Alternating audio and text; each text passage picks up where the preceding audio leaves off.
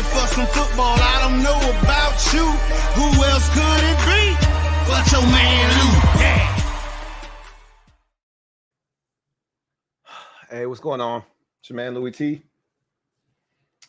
I'm gonna try to do my best to keep my composure. Try not to tear up on y'all.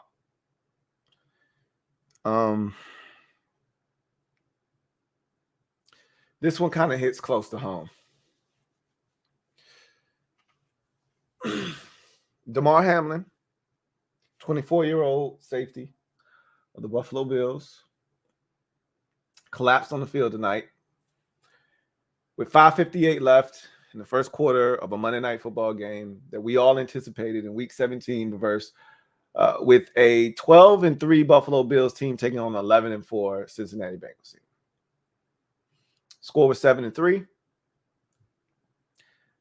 I pray that these numbers don't find themselves etched in my memory bank for the rest of my life.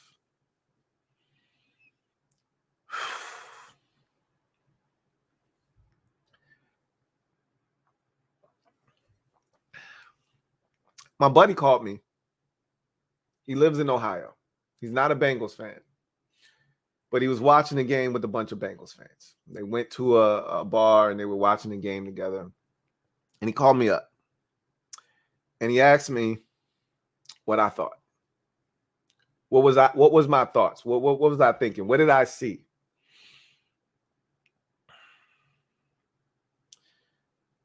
And I told him, I said, that shit is scary, man. I've never seen anything like that on a football field before. I've seen it before. Not on a football field.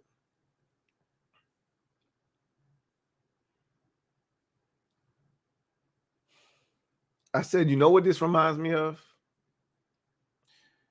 That looked like Hank Gathers in 1990 after shooting a free throw, going back down the court, collapsing, and never regaining consciousness.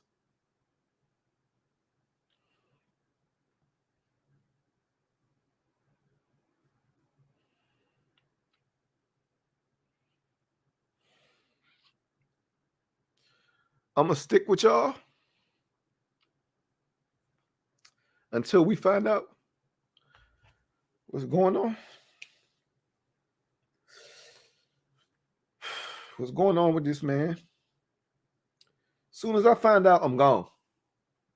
I hope he's okay. I pray he's all right. But we can't be assured of that.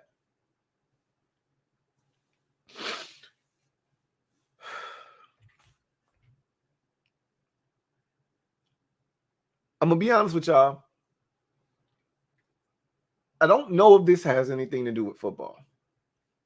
Honestly speaking, tonight.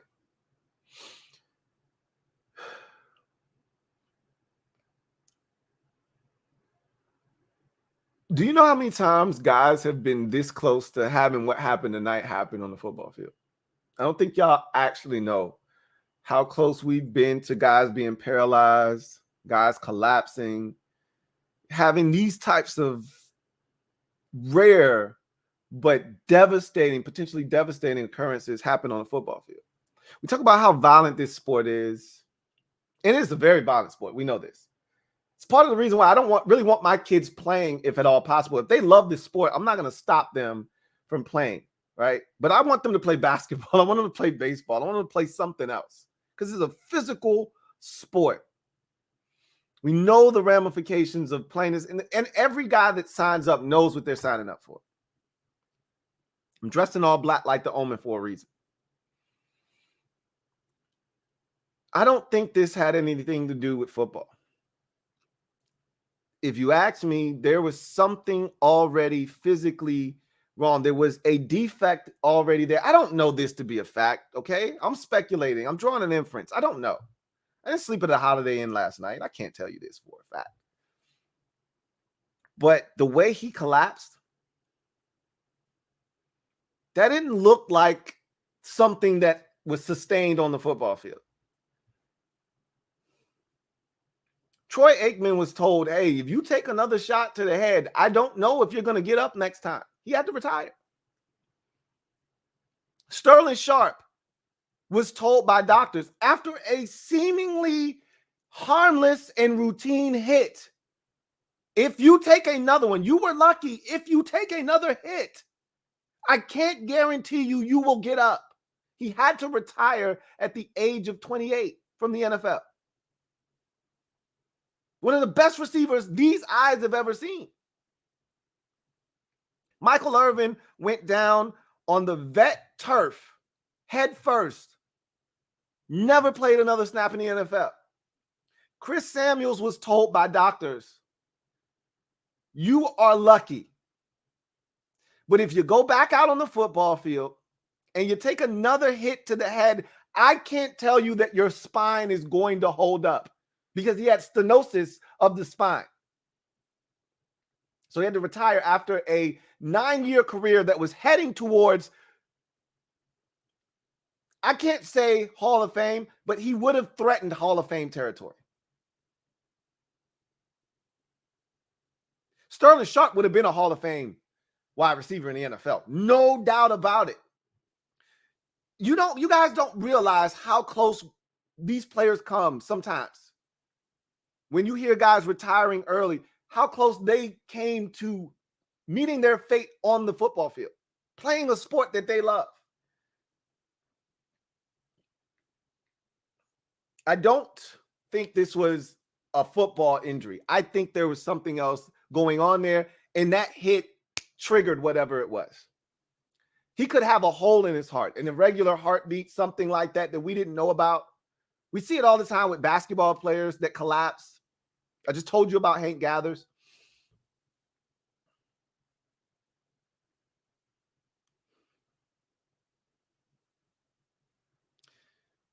I'm going to tell y'all a story that I never planned on telling to any of you because it's too personal for me.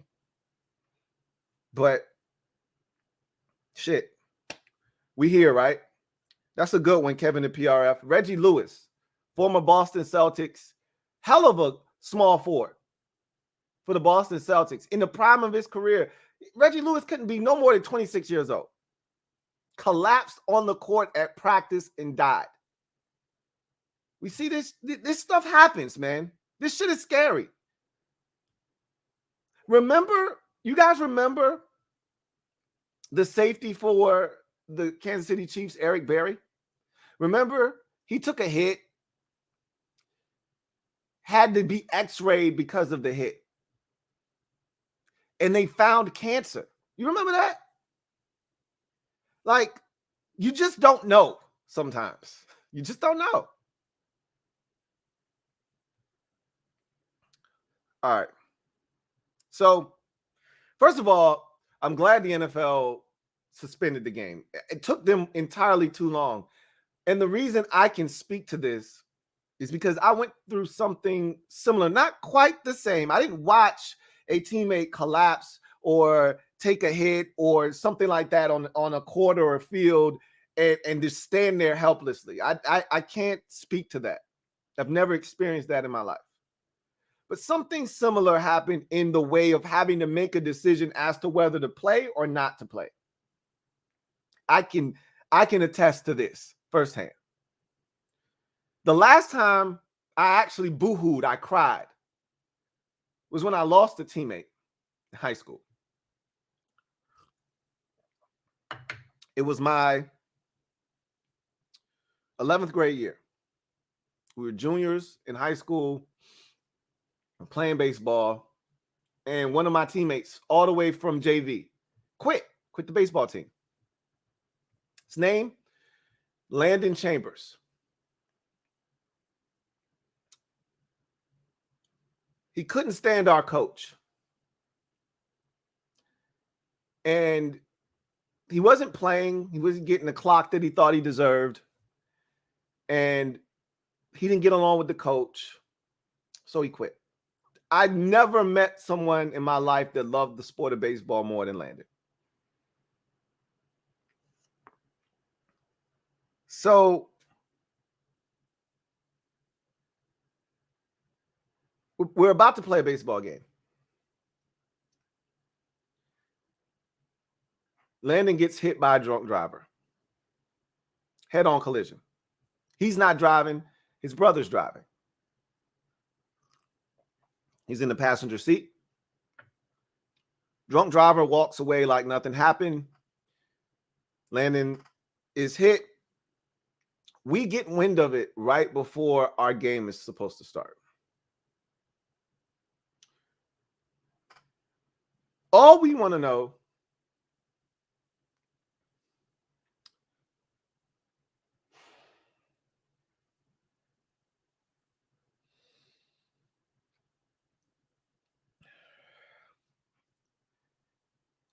is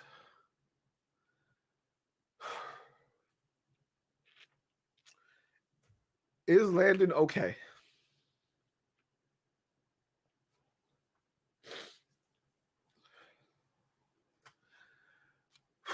That's all we cared about. Was he okay? Because we weren't playing a baseball game if he wasn't okay.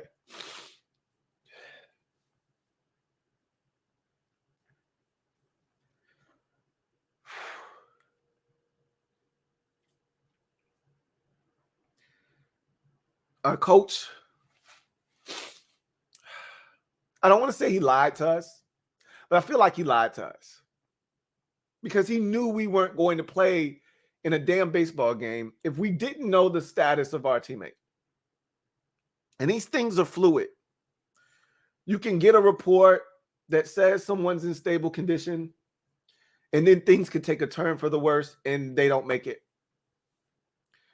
The same thing happened with Sean Taylor. I went to sleep that night, and he was in stable condition. I woke up the next morning, he was dead. So maybe someone told our coach that he was okay. I don't think that happened. To this day, I still hold contempt for my head coach because I think he knew that he was in grave danger, but he wanted to still play baseball.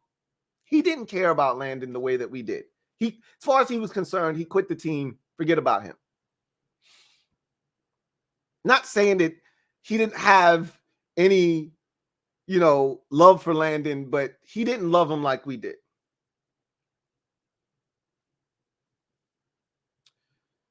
They told us he was okay. So we played the game, and we played it in his honor. Like, we're going to represent Landon. And all we could think about was he should be here with us. He shouldn't have been in that car with his brother. He shouldn't have been driving anywhere. He should be at the game with us right now. He should be on the bench right now. We should be taking the field right now, and he should be right here. But he's not. Instead, he's laid up in the hospital right now fighting for his life.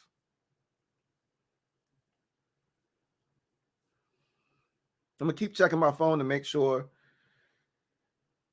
And no trolling tonight, please. This is not the night to be trolling, okay? Not the night to be trolling. And just keep checking the phone to see if this dude is okay, man. So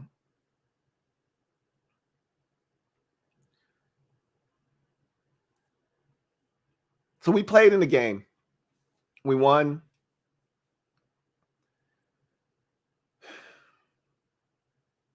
We went to the hospital right after. And I should have known something was wrong when they wouldn't let us see him. So we all gathered in front of the hospital, said a prayer, went home.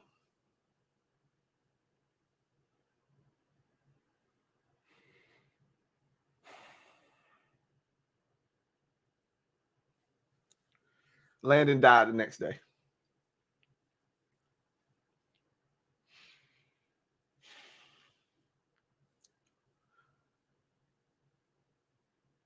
if I ever thought that there was a chance that he wasn't going to make it,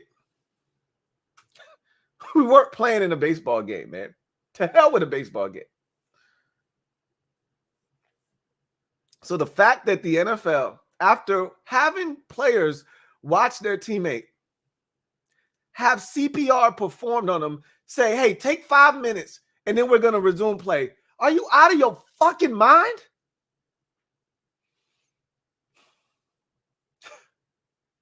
I can't believe that that was even on the table at that time.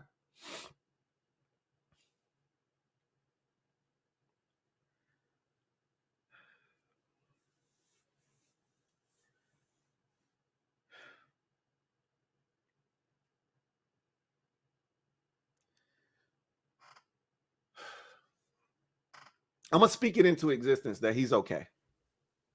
I think he's going to be okay. I hope that he's going to be okay. I pray that he's going to be okay.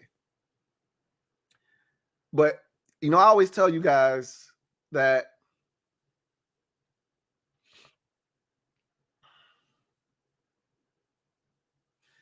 these guys are not machines. They're not robots. Because a lot of times, a lot of you get upset when guys aren't working on their craft, right? They're not spending every single moment of their life dedicated to whatever sport they're playing. Like, these guys have lives outside of football or outside of basketball or outside of baseball. I think these are the moments that remind us of that these are human beings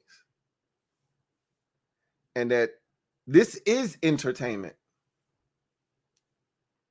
They get paid handsomely to do this, right? But this, at the end of the day, is entertainment. And human life comes before any of this. And the fact that it took and I love the NFL, but you know I hate the NFL's ways. It's sort of like the New England Patriots. I never loved the Patriots. I hate the way they do business, but it's successful.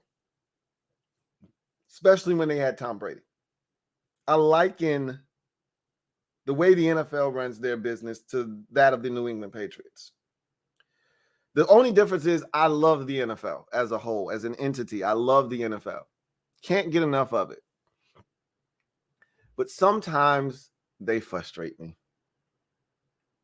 And this is one of those times where I'm frustrated because we shouldn't have had to wait over an hour for them to postpone the game.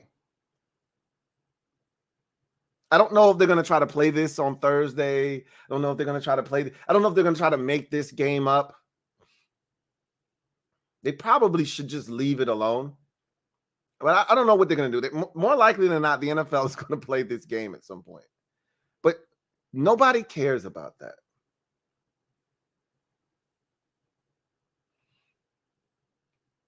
All we care about is the safety of this young man, and we pray that he's okay. They don't give CPR to guys that are okay. That's why you saw players crying on the field.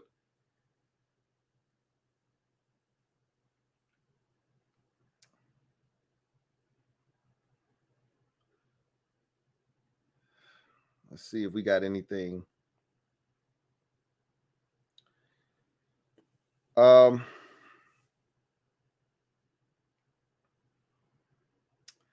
seen anything yet.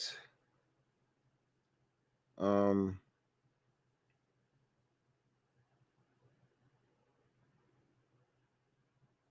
last thing we heard was that he had a pulse, but he wasn't breathing on his own.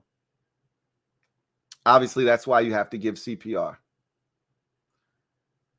And that he was in critical condition. That's the report that the NFL gave as Joe Buck and Troy Aikman signed off on the ESPN telecast.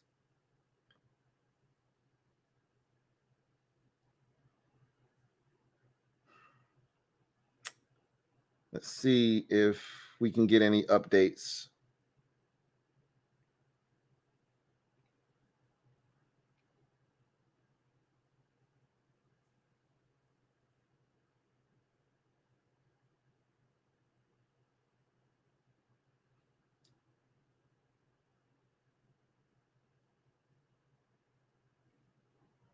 So I'm reading this right here from, we got all these different doctors now that are on Twitter, on social media, that follow the NFL and sports, and they're doctors, but they give us insight into things that we could never begin to understand because we haven't done the work. So I've got a tweet here from a doctor. I'm assuming he's a doctor. I mean, it's on social media, right? All I can do is assume that this is a real guy, right? I'm not going to do the work to find out if this guy is legit or not. But his name is Bernard Ashby, MD, MPP, FACC. So he is a medical doctor, media, health, and policy correspondent. So this is what he tweeted out. He said, the video of Damar Hamlin from a cardiologist's perspective. So he's a cardiologist dealing with the heart. Clearly, this had something to do with his heart, which is why I brought up Hank Gathers. I told you, I thought, that there was something already wrong with his heart. I don't know. Again, I don't know. I'm just speculating. I don't know. He says, the video of Damar Hamlin from a cardiologist's perspective resembled commotio cordis, a phenomenon that occurs when sudden blunt impact to the chest causes cardiac arrest. Timely defibrillation is life-saving and prevents anoxic brain injury. I pray an AED was near, which they rushed it out onto the field and gave him CPR. And again, all of that makes a ton of sense because it happened. He thought he was fine. He got up and then he just collapsed. And that's the part that scared the hell out of me. I've never seen anything like that. I've seen guys. Derwin James gave a hit to Ashton Doolin on Monday Night Football last week. I know a lot of you watched that Chargers-Colts game. He got ejected from the game. He lights Ashton Doolin up, right? Derwin James pops up and then he has to take a knee because he is not right. He's wobbly. All of his faculties are not there. And they send him to the blue tent, but he ultimately gets ejected, so he has to leave the field. You see that all the time where a guy has something happen. He gets up initially and then realizes, I'm not right. Maybe a teammate has to come and catch him. We've seen guys with concussions and things of that nature where they're woozy or wobbly. Teammate has to signal over, hey, this guy's not right. Come get him. We've seen guys get up, think they're okay, but have to go down. They've got a knee or a leg injury. Rarely, if at all. I've never seen this. I can't speak for you. You may have seen this before.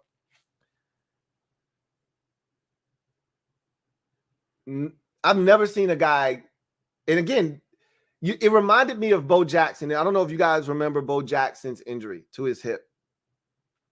It's like a routine tackle. You don't think anything is wrong when you see that, which makes me think something was wrong prior. Ryan Fitzpatrick took a hit in the very first game last season against the Chargers.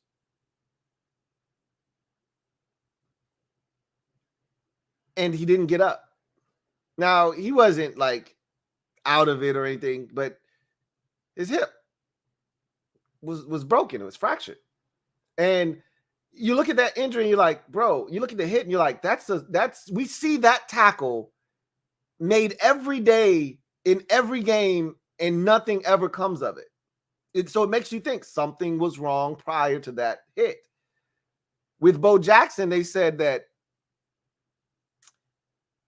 he was moving with such force because Bo Jackson is one of the fastest human beings that we've ever seen play a sport. He was moving with such force that when the guy grabbed his leg, it literally pulled his leg out of the hip socket. It looked like a routine shoestring tackle. His career was done in the NFL. He said it felt like someone was sticking him with an ice pick in his hip. He tried to get up, and then he realized, I can't get up. We've seen that before. I've never seen a guy get up after what seems like a routine tackle and then just collapse, and his body went limp. He fell back, and there was no bracing for impact on the ground. He was out of it. We've all seen a guy out on his feet, whether you're watching boxing, UFC, or some kind of physically, demanding sports. We've even seen it in the NFL where a guy is out on his feet. You can usually tell because arms lock up. Arms lock up. That he was limp, nothing locked up, which signified this wasn't like a neuro issue, right? Where things weren't firing the way that they should.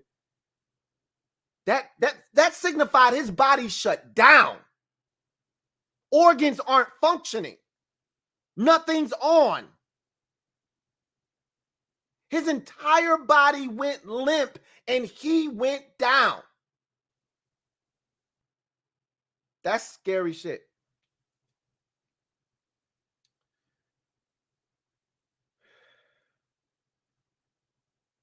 All right. I'm going to check for any updates now.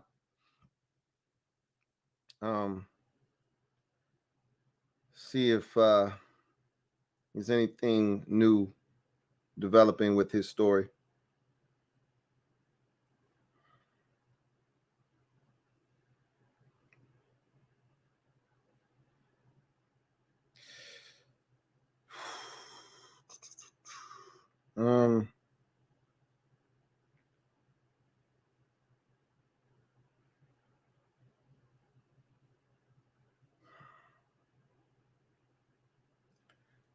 All right.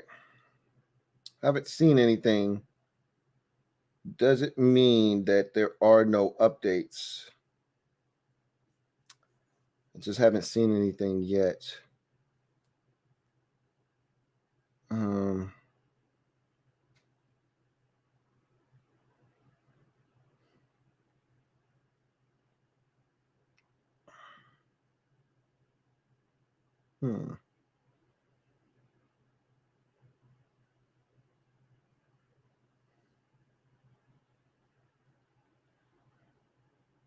Yeah. So I haven't seen anything updating. I mean, we got a comment here from someone. Again, I can't substantiate any of this, so I don't want to spread misinformation. But Double C 430 says Damar Hamlin's vitals are back to normal, and they have put him to sleep to put a breathing tube down his throat, and will run tests per his friend and marketing rep at Jordan R. So I'm gonna look this dude up and see if I can track him down on Twitter and see if we can substantiate that. Appreciate that, Double C 430. See if we can track that info down and give some credence to that.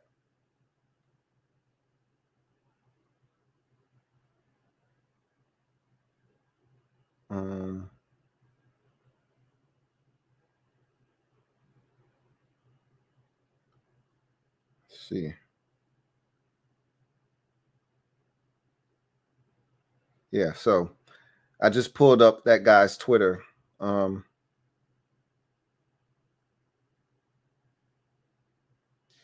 And that's exactly what it says, pretty much verbatim.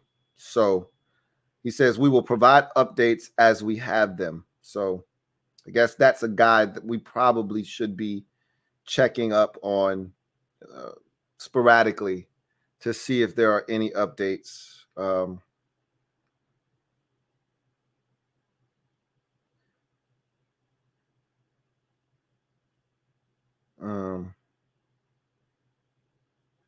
So we'll just kind of keep tabs on that and see, what happens there. So we were able to track that down. So once again, thank you, Double C 430, for that information. Greatly appreciate you for that. I ain't mean to get all soggy on y'all, but this hits close to home for me because, like I said, I never planned to tell y'all that story because that's personal shit for me. But this kind of hit a little too close to home for me. And because of that experience, I felt it was pertinent to share that information with y'all. Because it was just crazy watching this whole thing transpire. And, my wife is sitting here on the couch like, why haven't they called this game off yet? And I'm like, there's no way these dudes are going back. I said, the only way you could get these players back out on the field to play a game, which at this point I was like, it's over. But the only way you could get them back out on the field is if you told them Damar is in stable condition. He's fine. I mean, because these players, they're wired differently, especially football players. Not basketball, not baseball, because they don't see this shit on a regular. Football players see guys, they see bones poking out of skin, okay? They see guys get carted off the field all the time, writhing in pain, crying because they're in such pain, knowing that their season's done. They see guys get carted off, on stretchers with their entire body stabilized, and you get a thumbs up, but they go on and they play the game. Why? Because they've seen it before. He'll be fine.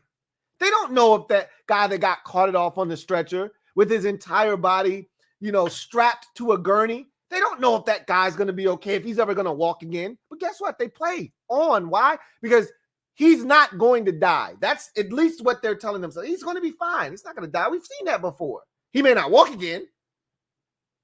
It's different when you're not sure if you're going to be able to see that guy again, to speak to him again. I always play back the last time I spoke to Landon, and it wasn't even verbally, because you don't think when someone's not terminally ill, okay, when someone's not terminally ill, you don't think that's going to be the last time that you see them, so you don't act any differently than you normally would. So I'm standing at the locker. It's about to be homeroom. Got my little baseball jersey on. It's game day. I see Landon. He walks by. I don't say anything. He doesn't say anything to me. Just a simple head nod. I think I'm cool back in them days. I think about this every May. I think about this exact exchange because I say, why didn't I say anything? Because you didn't know he was going to pass away. That's why. You can't beat yourself up about it. But I just gave him a simple head nod. What's up?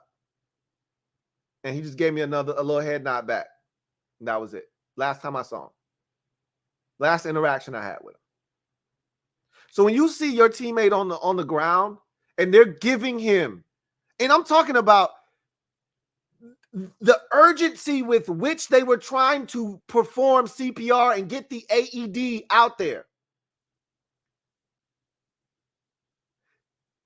The defibrillator that they were trying to get out there and use, that showed the urgency with which this situation. They picked him up initially and put him back down and said, hey, we got to do this now.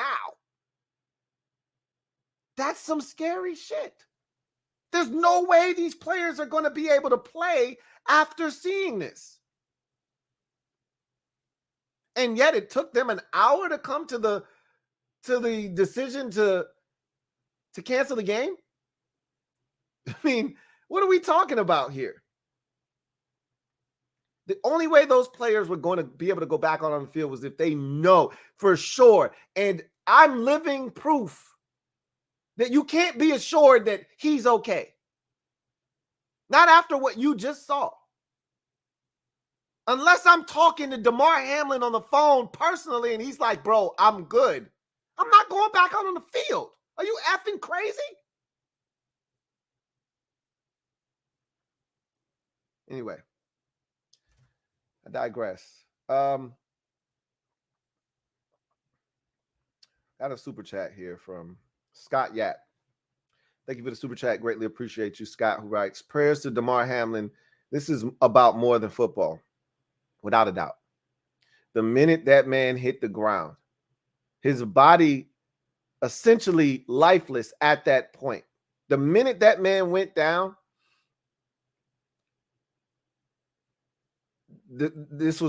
football was the last thing on anybody's mind. I'm not a Booger McFarland fan. My wife can't stand Booger McFarland. Okay.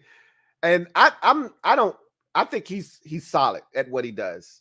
I just didn't need him in my Monday night booth. That's all. But I think he does a really solid job, but she can't stand him. But for the first time in a long time, she said they need to take heed to what Booger's saying and just can't. Why are we having this discussion? Cancel the game. No one cares about football. Nobody cares that Buffalo's 12-3 and that the Bengals are 11-4. Nobody cares about that anymore. That went out the window when number 3 collapsed to the ground and didn't get back up.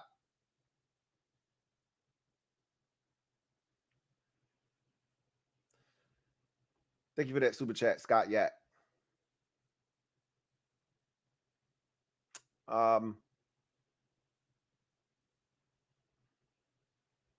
Ryan A. Thank you for the super chat. Greatly appreciate you. Thank you for being a member of the MOBB, who writes, prayers. That's all you can do at this point.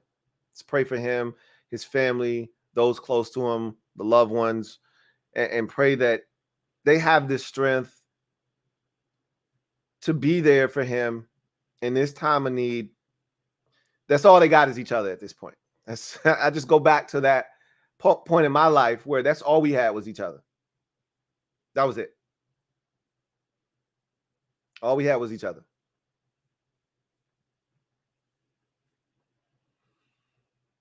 Red Wings 01.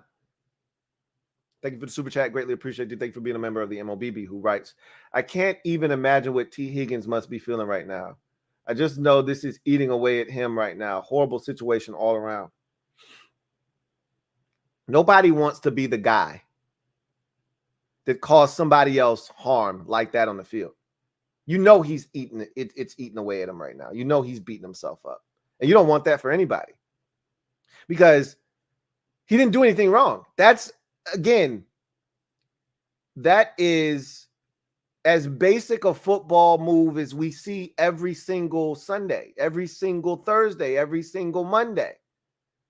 Nothing different happened on that play. We see way more violent acts on the football field that don't result in a guy collapsing on the field.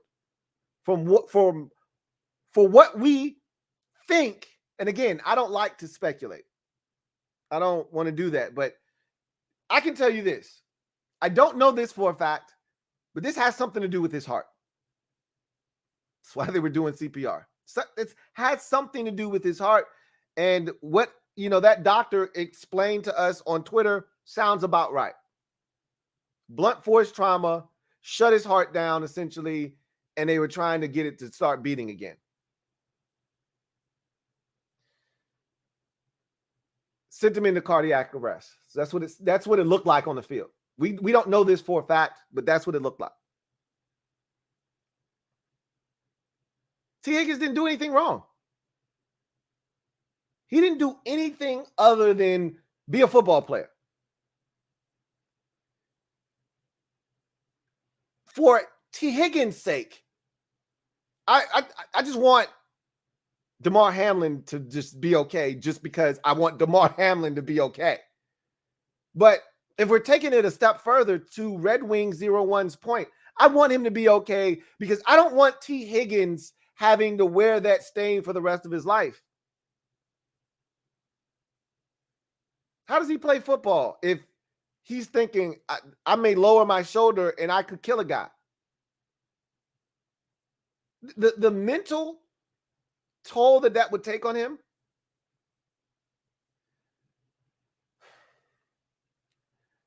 And Red Wings 01, that's so perspective of you, because me being from where I'm from and having the background that I have, I often look at things from all angles and perspectives. It's rare that people think about the guy that actually did what T. Higgins did, which was deliver the blow that ultimately sent Damar Hamlin down to the ground. Most people don't think about the ramifications and the impact that that has on that guy. Because nobody, even when you're in a sport like boxing, you're not looking to hurt anybody. You just want to win. You're not looking to kill the guy that you're fighting. UFC, you're not looking to kill that guy. You just want him to tap out. You just want to knock him out. You don't want him to be dead.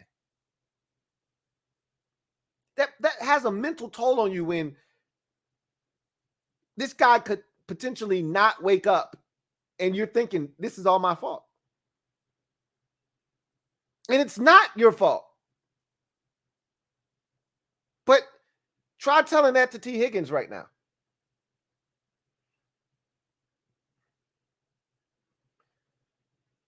It's a tough position to be in, man. Thank you for that super chat, Red Wing 01. Red Wing 01, thank you for the super chat once again. Double up. Thank you for doubling up. Who writes, I've thought about this before, but in all of the history of the NFL, only one guy has actually died playing in this league, and that guy had the heart of an 80-year-old. Hopefully it stays that way. We don't see death on the field in the NFL. And it's so amazing that we don't see more catastrophic injuries. Like, for as violent of a sport as football is, and it's not a contact sport. When people say it's a contact sport, that's not doing it any justice. The NFL is a collision sport. Collision, not contact. Okay? Contact is bumping into someone at Target when you're walking by and you say, excuse me. That's contact. Okay? Contact is a little bit of jostling down the field and they throw the flag for pass interference. That's contact. Guys are running at 18, 19, 20 miles an hour and crashing into each other. That's not contact. That's a collision. Okay? That's a collision. It's amazing that we don't see more of these. More of these types of situations. More of guys not getting up. I'm so glad that we don't, but I'm amazed that we don't. I started this, had this conversation at the beginning of the show when I said, hey, look, there have been so many guys that you don't even know, and so many players that have had to retire early, walk away from the game because the doctor said, hey, it's your life. You do what you want to do, but I'm just telling you right now, you're one of the lucky ones. You can actually walk away. If I were you, I wouldn't go back because the next one, you might not be so lucky. And I listed a bunch of guys that the doctor literally told them, hey, you're lucky. Don't roll the dice again. You may not be as lucky the next time. And you hear that with players from time to time, but it's amazing that we don't hear it more, or we don't see one of these guys not be so lucky. Let's hope that Damar isn't one of those guys that isn't lucky enough to get another opportunity. Let's hope that Damar is just like the rest of these guys. It gets another opportunity to do the thing that he loves to do. And he can make the decision. I'm good. I'm done. But let's have him be able to make that decision by being okay.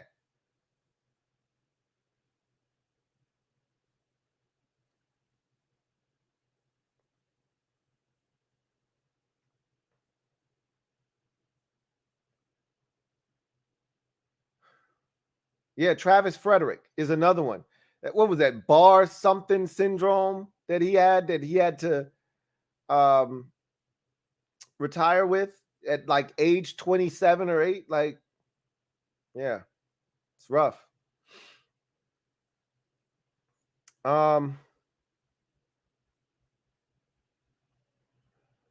see. I'm about to check the device just to make sure I didn't miss anything. Just to make sure we're up on everything. I'm gonna just stay on his buddy's Twitter feed. I got that loaded up. He hasn't made any more statements. I'll just check around. I'm not gonna try. I'm gonna do my best to stay off of random, because people just do crazy stuff, man. It's ridiculous. People will do anything for clout.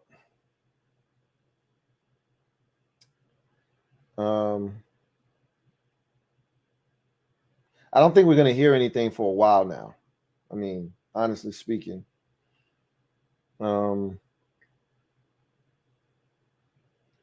Because everybody wants to be first in these types of situations. And when it's so touch and go like this, it's hard to even really know.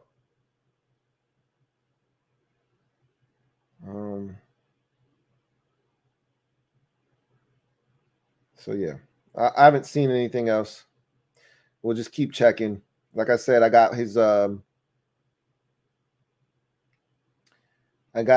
friend and marketing rep, Jordan Rooney, his Twitter page on deck right here, just continuing to refresh his page to make sure that nothing else has been said and nothing else has been said. Matthew, thank you for the super chat. Greatly appreciate you. Who writes? He says he has a foundation, he being Damar Hamlin, has a foundation toy community charity is his thing. He has raised $600,000 for the last 55 minutes and $2,500 was his goal. Well, clearly, when things like this transpire, that's when you see the charitable donations start to flow in. And we already know there's no more giving, loving, and charitable and caring fan base in the NFL than the Buffalo Bills. He plays for the Bills, so there's going to be this outpouring of support for him and whatever charity he supports, because the Bills will support a charity for a player that doesn't even play for their team, as evidence of what they did for Andy Dalton. They did the same thing for Lamar Jackson. The Bills knocked Lamar Jackson out of a playoff game, and they donated to Lamar Jackson's charity of choice. Like, that's how giving and thoughtful this Bills fan base is. So imagine the outpouring of support that's going to occur when it's one of their own. So I'm not surprised by that. Tony P56. Thank you for the super chat. Greatly appreciate you. Who writes? Thanks for sharing your story with the fam, Lou. Yeah.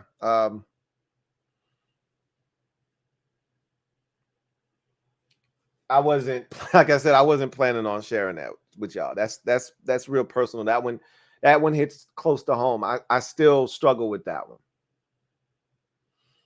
When we graduated, we saved a seat for him. And at our prom, in the yearbook, it said forever 16. He died at the age of 16. No parent should have to bury their child.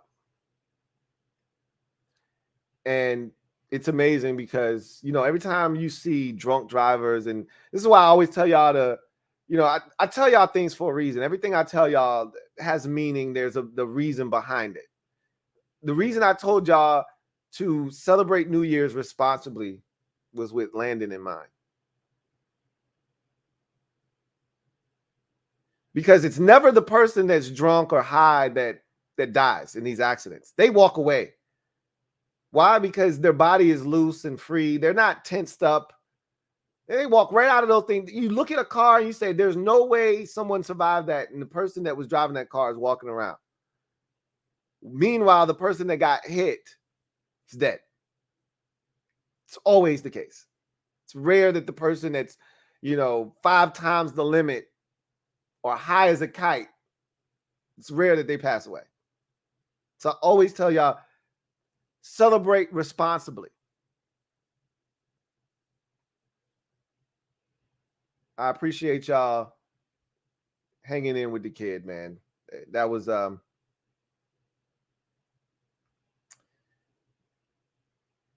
little rough for me. Still is. Drew Sosky, thank you for the super chat. Greatly appreciate you. Who writes, screw Skip Bayless, prayers up. I keep seeing people talking about Skip Bayless. I don't know what he said. See, this is the thing. You guys give Skip Bayless and guys like him too much of your time. They're trolls of the highest order. I saw Jair Alexander responding to Shannon Sharpe and Skip Bayless. If you mention their name in your presser, you've given credence to what it is they do. If you don't like what they do, don't mention them. Okay? They need people to feel away. Kanye West once said, you may not love me. I can't remember what he said. My brain's scrambled. I know the lyrics. I can't think of them right now. I remember at the very end, he says, but at least you feel something, right? At least you feel something. Indifferent is the worst thing that a Skip Bayless or Stephen A. Smith or Shannon Sharpe could have people feeling, is indifferent. I don't care. They need to move you emotionally in some way, shape, or form. Every talking head on television needs to move you in some way, shape, or form. A lot of the things that they say, they do it for effect. Not all of them, not everything that is said. Sometimes they actually truly believe what it is they're saying. But a lot of the times they don't. They're doing it for effect on television. If you have this point of view, well, we can't agree, right? Because that doesn't make for great television. So I need to disagree with you. So I'll take the opposite side of that argument, even though I don't believe in it. Because that makes for great theater. People love watching people, argue back and forth. After Washington lost to the Browns, 90% of the people there were there because they wanted to see me rant. And I told them at the beginning of that show, I'm not going to rant. I'm going to match the energy that the team put out on the field, which was a lifeless team.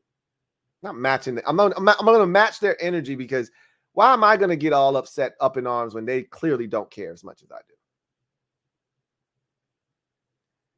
I don't know what Skip Bayless said or what he, it was probably insensitive. He's trying to rile you up. He's a troll. That's what trolls do. And if he apologized, the only reason he apologized because he has to. But guess what? He got you talking about him. His name is in your mouth. So he did his job. I don't know what he said. I don't care. I don't follow Skip Bayless. I don't watch his show. So I don't care what he said. I don't know what he said, but I'm pretty sure someone will send it to me, because that's what happens. But I'm not going to glorify Skip Bayless, and I'm not going to give him the time of the day. I've already said too much. I've already said his name too many times on my show.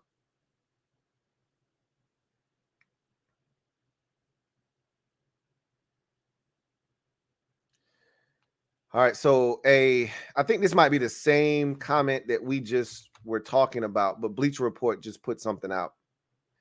Yeah, so all they did was they tracked down his marketing rep, Jordan, that we were wrote on, that we were talking about. And they pretty much just regurgitated what he said. So we were already out in front of that train already.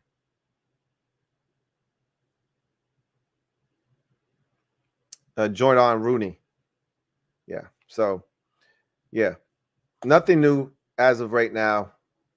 I'm going to continue to refresh his page and make sure that there are no updates. Anyway. Ben Riley. Thank you for the super chat. Greatly appreciate you. Ben writes, The NFL doesn't care about players. They care about money, especially with gambling now. My guess is they tried to force the players under contract to play because apparently the Brown family and the team said, nah, NFL sucks. I don't disagree with that statement that the NFL cares about money. I've always said that the NFL is all about the shield and that they only care about the players enough to the point where they're able to keep up the appearance that they care. Follow me on this. The NFL tried to hide the concussion situation, right? Hired attorneys, tried to act as if they weren't aware of the ramifications and the drawbacks to playing football. They were well aware of what was going on. They knew. They withheld that information from players because, again, more people would step away from the game and not play. And look, this is the thing, and this is why I was like, NFL, you don't need to hide this information because all people want in life is a choice. Give me an opportunity to make a decision. Most people that come from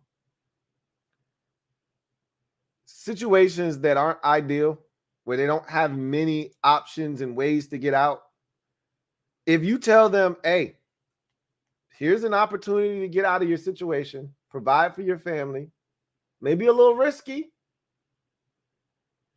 but you get to play a game you love, but there could be some long-term health effects, but you'll make a bunch of money. And if you do it right, your family for the next 3 generations will never have to work and worry again.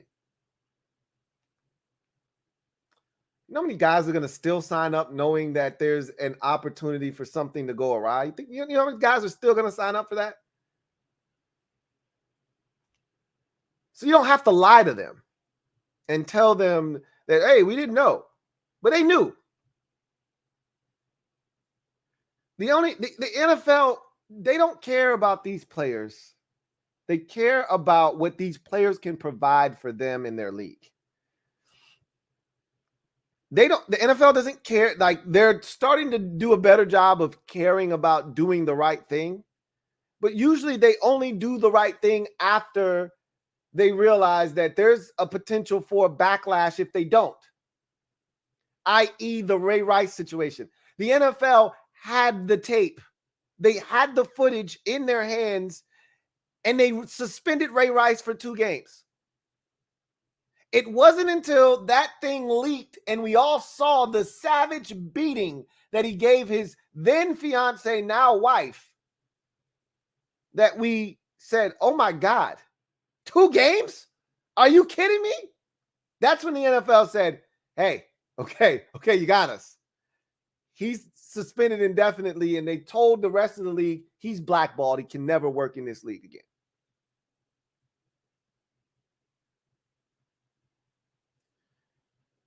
They only care about these players when it starts to affect the bottom line. If they truly cared, as I mentioned already, it wouldn't have taken them an hour to sort all of this out and figure out that we should suspend the game. If it's really about the players, if it's really about the guys that are putting their bodies and their lives and livelihoods out on the line every time they step between the white lines, if it's really about those guys, then the minute that Damar Hamlin collapsed and CPR had to be administered on the field, the minute that ambulance took off to the hospital, this game's done. Guys, head to the locker room. Go ahead and take your stuff off. This game's done. Finito. We'll figure the rest out later. You guys, you go and you pray. You do whatever it is you need to do. We'll sort all of that stuff out, but this game's done. But that's not what happened. Because if they had it their way, those players would have taken a 5-minute intermission and they would have gotten back out there and played. And if not for the players and the coaches getting together and saying, what do you guys play a game? having been in a similar situation and not quite like this. Again, I didn't watch my teammate collapse on the field and have CPR administered to him. I can only imagine what that must feel like. A guy that you've sweated with in the summertime, having two-a-days and practices and going through the motions day after day. Understand that when you play sports, you see these players, you see these guys. You see them a lot of times more than you actually see your family. You spend more time with them than you do your actual family a lot of times. You're with these guys all the time. Practice, meetings, games, and flights, and buses. You're with these guys all the time. Now he's not moving. Are you kidding me? We're supposed to play a game? Ben, I don't disagree with you, man. Cliff Cole, thank you for the super chat. Greatly appreciate you. My guy, Cliff Cole, thank you for the super chat. Michi, thank you for the super chat. Greatly appreciate you. Michi writes, I'm in college. I play football, and I'm watching this really spook me. I'm shocked right now because I've seen a lot, but nothing like this. Michi, this is supposed to spook you, but you knew the risks, right? Playing football. You knew. You're in college now. It's not like you're a little kid. You're not playing flag football. You're not playing, Pop Warner. You've been playing football probably your entire life. Probably since you were 5, 6, 7 years old. At some point, you realize this is a pretty dangerous sport, but you've played anyway because you love it.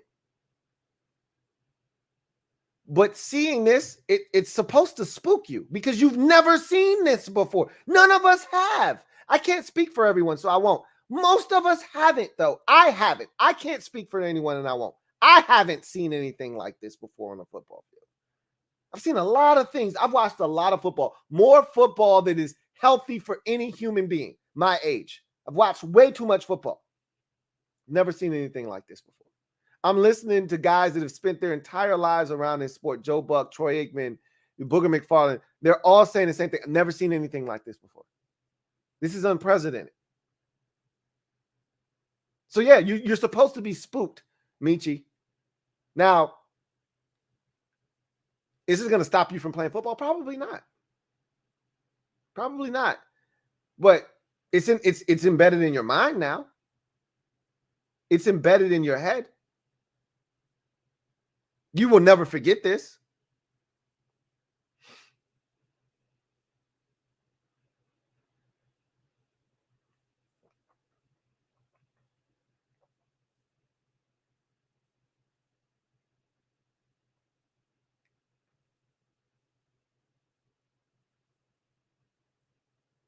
I'm just reading a lot of comments as I'm going down. Ben Riley, thank you for the super chat. Greatly appreciate you. Double up. Thank you for doubling up. Who writes, let's be real. Longer than 10 minutes in cardiac arrest becomes a family quality of life decision at that point. Hashtag screw Skip Bayless. Again, I can't tell you, and the assumption is when we watched his body go limp, when we watched this guy go down, from that point forward, he wasn't breathing. After a certain point of your brain not getting oxygen, blood not flowing to your brain and your brain not getting the proper oxygen that it needs to function, it doesn't work the way that it's supposed to after a certain amount of time. We can all agree on that. I don't want to speculate. I don't know what his situation is. I don't know if he's going to be a vegetable. I can't tell you any of that. I don't want to speculate any of that, but I get it, Ben. I understand where you're coming from. I don't know the specifics or the timeline of everything, that went down and how, everything happened and transpired, but it's not a great situation. That's for certain.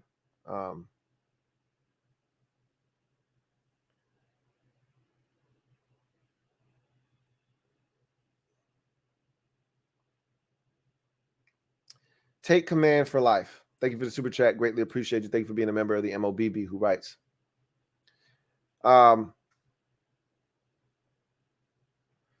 Take command for life says, this story is shocking. I hope he's okay. As we all do. As we all do. We all hope that this is a situation. And I said this at the top of this show. I hope that those numbers aren't forever etched into my brain. I don't want 7-3 in the first quarter with 5:58 to be numbers that I remember for the rest of my life. I'd like to forget those numbers because they're insignificant because he's okay. But if he's not, I'll never forget those numbers. I'll never forget that on January 2nd, 2023, at 8:55 p.m., Damar Hamlin was laid motionless on a field of a 7-3 game with 5:58 left in the first quarter. I don't want those numbers to mean something in my life. So selfishly, I'm praying that he's okay so that I don't have to remember those numbers forever.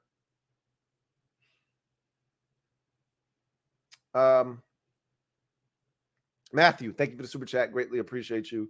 Thank you for being a member of the MOBB, or excuse me, thank you for doubling up. Double up. Who writes, you're right as often as you are, Lou, but as a proud burgundy and gold guy, I helped a little to Damar as we all bleed red. God bless him and his family. Indeed. I mean, that's what it's all about. At the end of the day, we're all humans. You know, we're all human beings. You know, as much as some people would lead you to believe, we all bleed the same, right?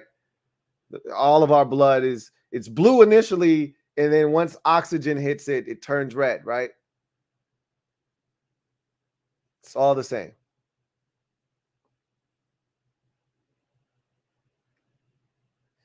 Video channel. Thank you for the super chat. Greatly appreciate you. Who writes, thank you for doing this, Lou.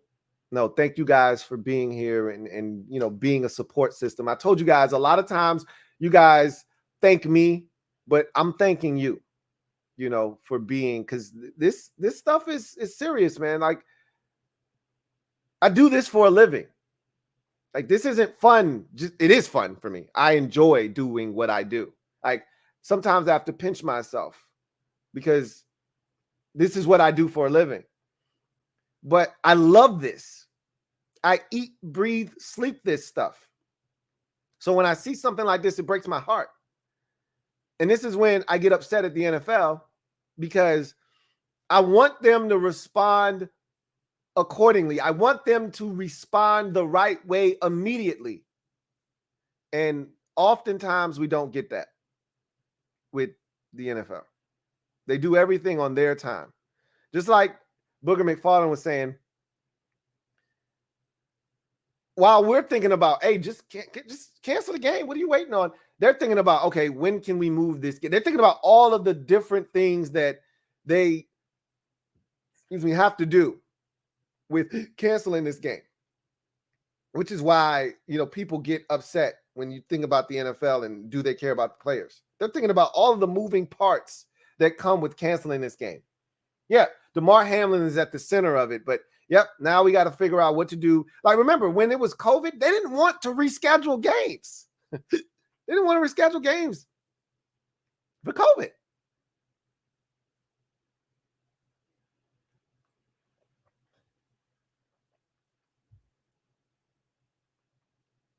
Thank you for being here. Joe Rockhead J. Thank you for the super chat. Greatly appreciate you. Thank you for being a member of the MOBB. Who writes, we family, Lou. We love and support you in real life. I appreciate that. I echo those sentiments. The feeling is mutual. So I appreciate y'all.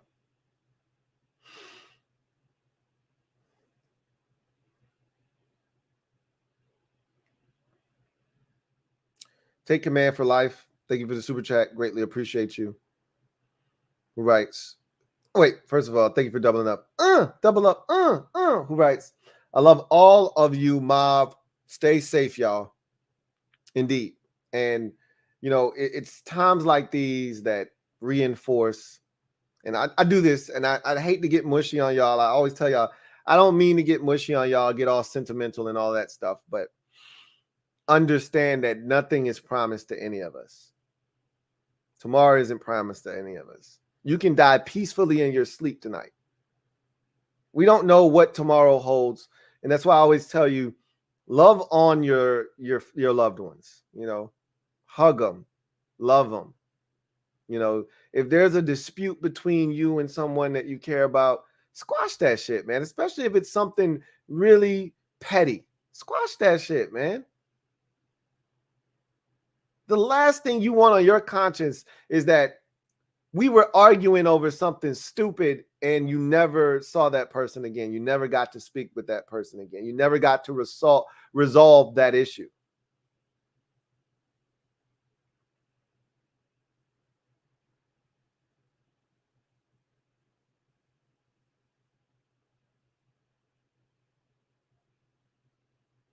Yeah, Will Diggs, that's the line right there. Everybody feel a way about Ye, but at least y'all feel something. That's the line. Back then, he was very polarizing for different reasons than he is now, right? In those days, he was polarizing for a good in a good way, right? But that's what a lot of these talking heads on TV, that's what you attain, that's what you strive to attain for, right?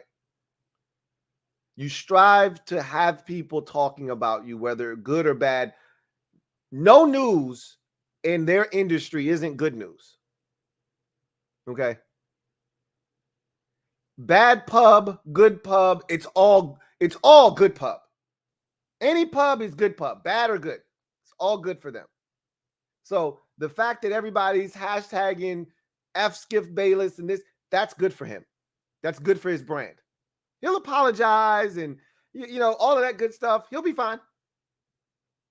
But you're talking about him.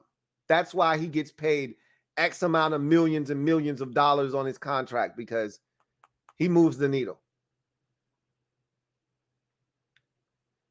A193. Thank you for the super chat. Greatly appreciate you. Thank you for being a member of the MOBB, who writes, if CPR is given to a player, game canceled, period. Thank you.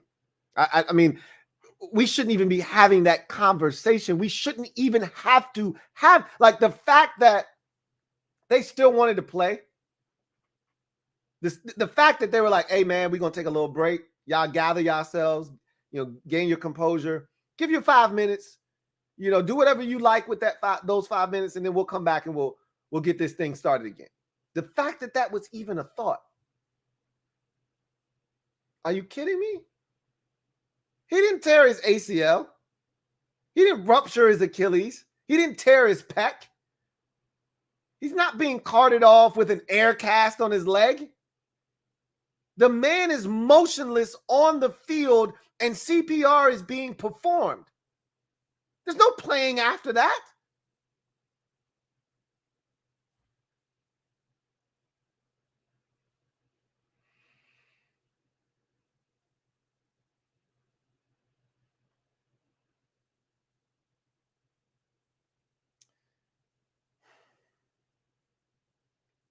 Jay Hunter Lee, thank you for the super chat. Greatly appreciate you. Jay Hunter Lee writes, prayers up, but heard about Skip's tweet. Again, I don't know what he tweeted out. I don't even care. It's, again, I try not to give people like Skip Bayless the time of day. I'm really trying. You don't ever hear me talk about Skip and Shannon or First Take. You never hear me talk about any of those shows on this channel. There's a reason why. I don't give two shits about what those guys are saying. A lot of that stuff. And again, some of it is real. Like these are their real opinions. This is how they feel, but I don't care. Right. A lot of those shows, however, are manufactured. A lot of what they do is manufactured, and they're good at they're good at what they do. There's a reason that FS1 paid him the amount of money they paid Skip Bayless to come from ESPN to their network. There's a reason why Stephen A. Smith is probably the highest paid talent at ESPN as of right now. There's a reason behind that. Those guys are great at what they do. They move the needle. They don't appeal to me, though. They don't speak to me. So whatever Skip Bayless said, it is what it is. Doesn't move me one bit. One bit.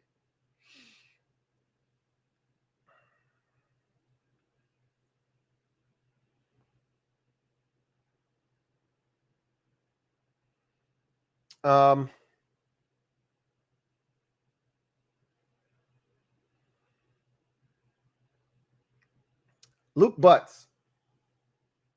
Thank you for the super chat. Greatly appreciate you. My guy, Luke Butts, writes, Lou, I hate when things like this happen. Football brings us all together. Sports, Luke, not just football, sports has this magnetic way of bringing people of all different race, colors, creeds together for one common goal. There aren't many things in this life that are able to unify people quite like sports. I'm not the go to the game and high five everybody within a 5-mile radius of me after every big play guy at a game. But nowhere else in life is that a thing where you high five someone you don't know because they've got the same colors that you have on after something good happens. One of you may be a conservative and the other may be a liberal, and couldn't be further apart in the way you view the world. But for 3 hours on a Sunday or a Thursday or a Monday, you couldn't be closer together. That's what sports does. Not just football. Sports in general. Baseball, basketball, football, soccer, hockey, whatever your sport of choice is, it brings people together. That's why sports, to me, is one of those fabrics of life that every kid should experience in some form or fashion. I'm not telling you to force your kid to play anything, but just the camaraderie that comes with playing sports.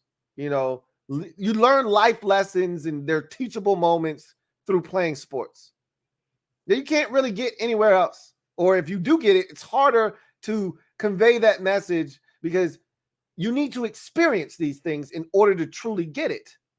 That's what sports does. Like, it's bigger. That's why I love sports. This is why I love football. This is the biggest sport in the United States. But I love the sport because no matter what you think, that's why I don't talk politics and things of that nature on my channel. Because I've told you, that's a tool used to divide us. It's a divisive tool. I'm not looking to divide. I'm looking to bring us together. That's what sports does. That's what football does. That's what sports in general does. Brings people together. Now, we may argue about who's better. We may argue about which team is better. Giants fans can't stand me. Eagles fans can't stand me. Cowboys fans can't stand me. But for 3 hours, we're all watching the same thing and we're all tuned in. We're all locked in. That's what sports does, man. Thank you for that, Luke Butts. I'm going to check socials real quick to make sure that there is. I'm going to go ahead and refresh Jordan Rooney's page. Nothing new there. I'm going to check the rest of the interweb and make sure that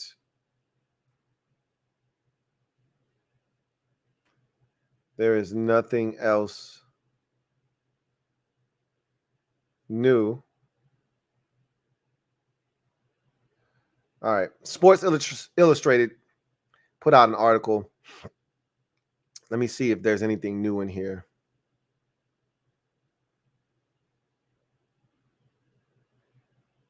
All right. So they're just regurgitating information we already knew.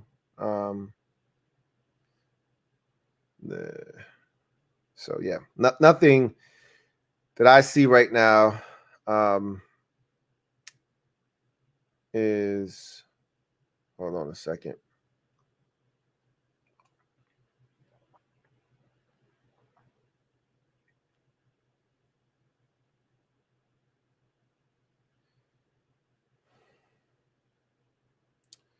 So his agent,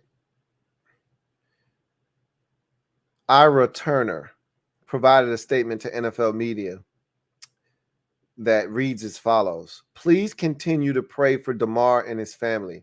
We currently have no updates at this time. We'll ask that you keep the family in your prayers. That was at 11:30, so that was literally 12 minutes ago. That doesn't make me feel really good and warm and fuzzy inside, that statement. I mean, it's a vague statement. There's nothing there that says anything is wrong, but there's nothing there that makes me feel like that there's progress being made either. So again, we'll continue to, we'll continue to keep tabs on this situation.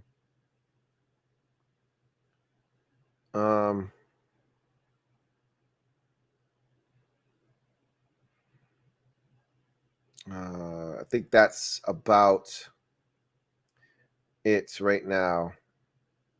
Don't think, yeah, there's nothing else. That's the latest we've gotten is from his agent, and that was about 12 minutes ago.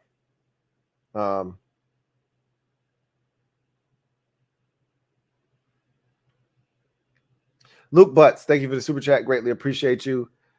Thank you for being double up. Thank you for doubling up. Who writes, NFL should have let this be a moment of love. Again, it's a business. The NFL, and understand this. Businesses like the NFL exist and are as profitable as they are because of the way they conduct themselves. It sucks, but in business, there has to be this element of cutthroat. There has to be this ability to compartmentalize.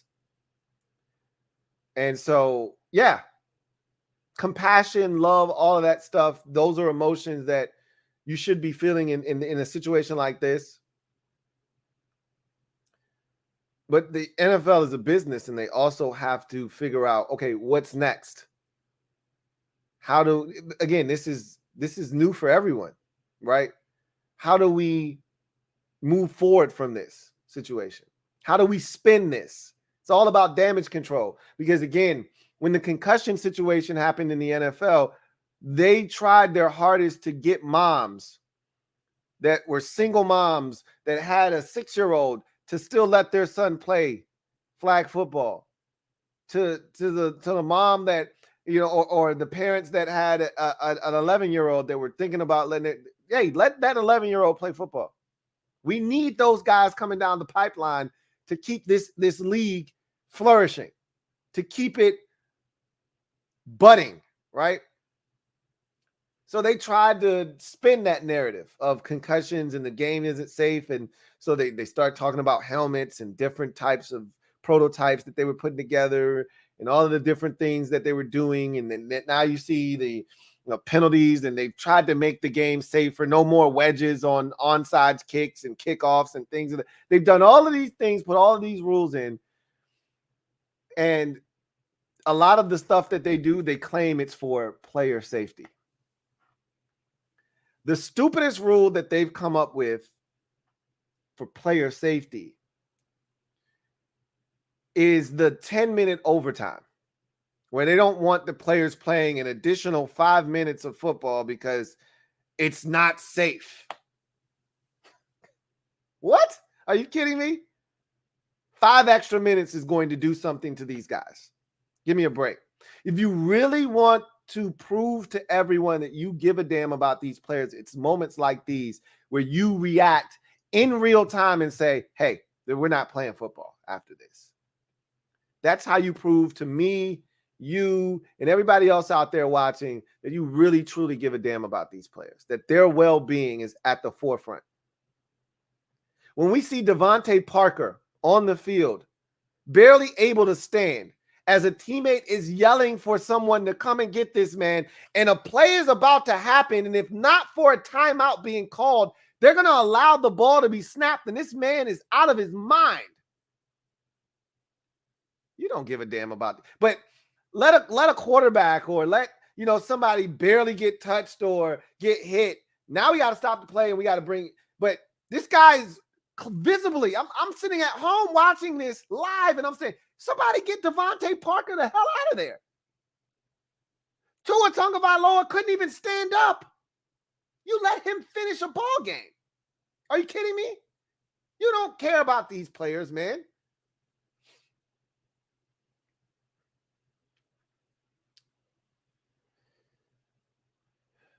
Last time I checked, and I saw that his charity was just buzzing. It's booming.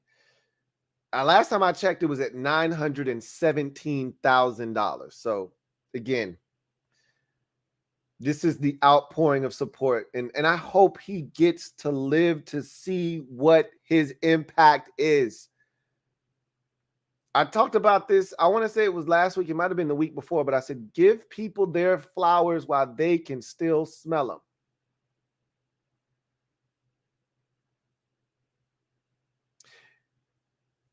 If nothing else comes of this, if he's okay after this, he'll be able to say, look at what I raised.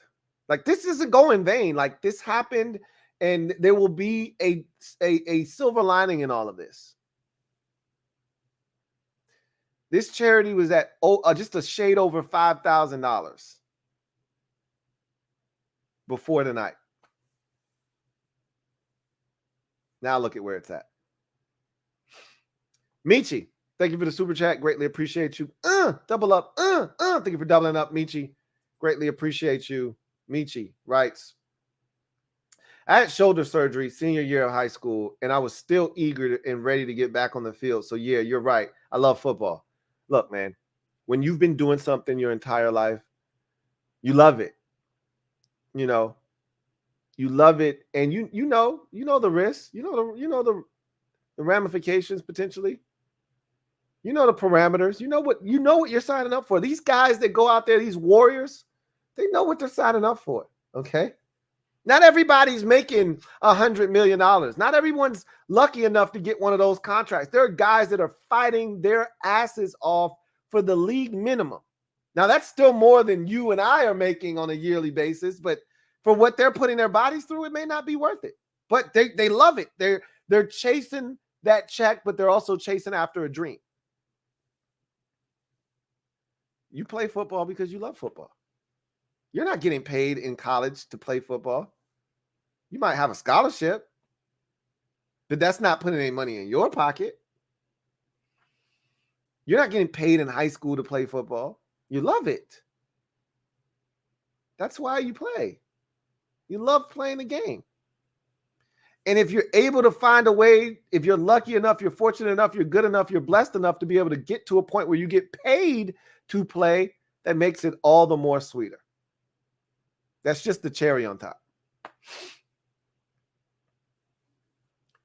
This was scary, but if you love it, you're not going to stop because of it. It might make you think for a second, whoa, that's crazy. But you're not going to stop. Nor should you. If that's what you want to do, do it.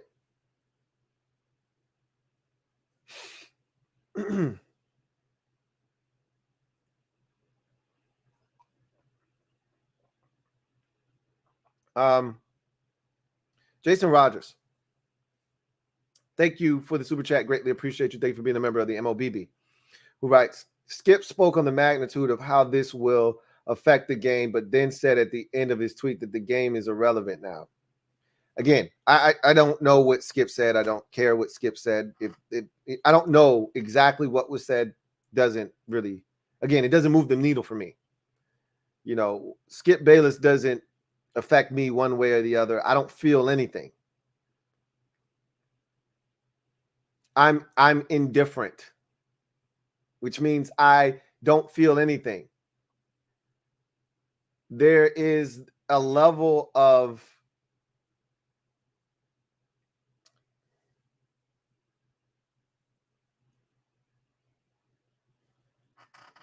the word that I'm looking for escapes me at the moment. I'm trying to think the word that it was right on the front of my brain. But I just don't care. Just to be honest with you, it's like you guys don't have to keep, bringing up Skip Bayless. I don't care. It's just so you know. Doesn't bother me one bit. Whatever he said, it is what it is. All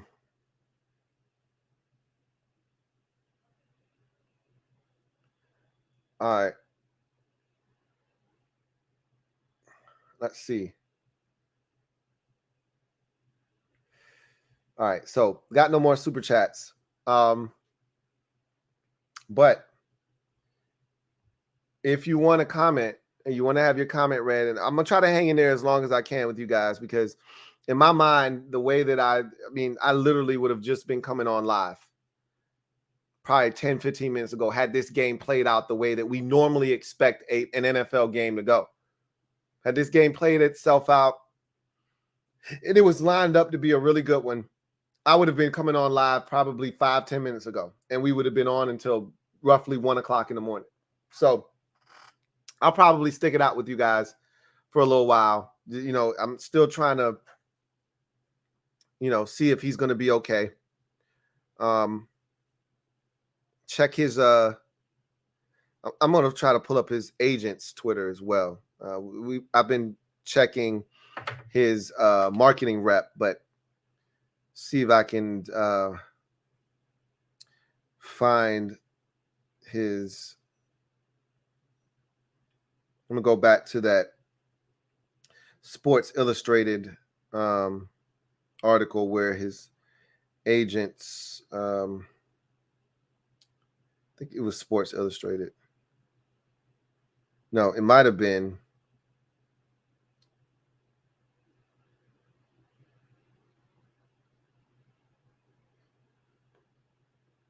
It's been a rough go of it for Buffalo, man.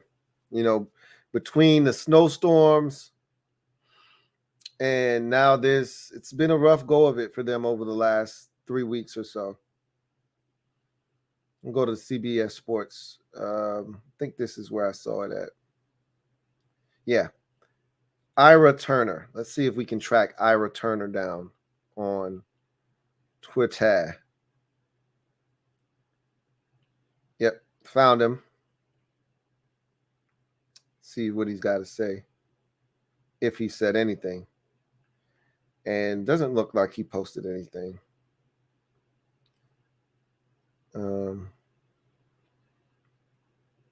Yeah. Looks like he's keeping this, and I don't blame him. He's keeping this.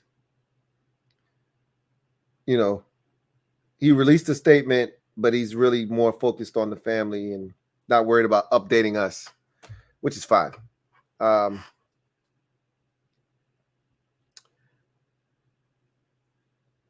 John Livingston, thank you for the super chat. Greatly appreciate you, my guy, JL Smooth.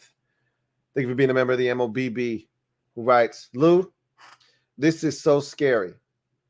I'm sure it's been said, but please pray for Damar Hamlin and his family. And if you can donate to Damar's toy drive, over $1 million now. F Skip and F the MAGAs for blaming the vaccine. I saw the vaccine stuff. I wasn't giving that the time of day. Again, that's pure ignorance. And I just, that kind of stuff, people are going to say what they want to say. And again, I can't tell people what to say out of their mouth, but what I can control, and this is what I try to do, control what I can control. What I can control is not giving that shit any credence. So, same thing I said about Skip. Like, I can control not giving him, more of what he wants, which is attention. Because that's what moves the needle in his profession. But prayers are definitely already up. Hopefully blessings come down for Damar and his family. And this is beyond scary. I said that initially when we came on. That this is scary, man. This is beyond scary. Scary is lying motionless on the field, being tied to the gurney and being carted off. And then in the tunnel being loaded up into the ambulance and driving away. And then having the sideline reporter, maybe another hour later when we're in the midway through the third quarter telling us, hey,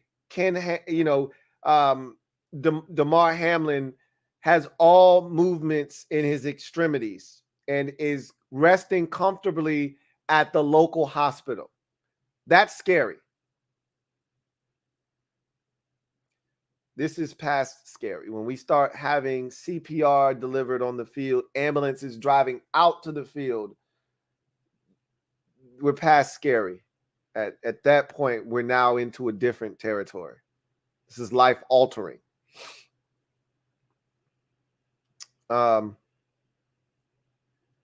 Randy, apathetic is the exact word I was looking for. Apathy. That's where I am with all of those different networks and these debate shows. Apathy is the word I was looking for. Thank you. Apathy. I'm apathetic.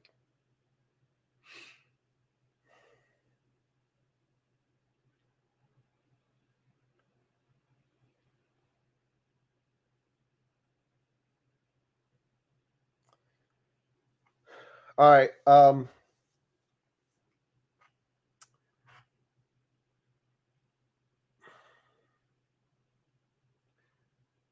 What do you say at a time like this? Like, what is relevant? What makes sense? That's why, those guys that were on television when this first happened, that's a tough job. That's a tough place to be in.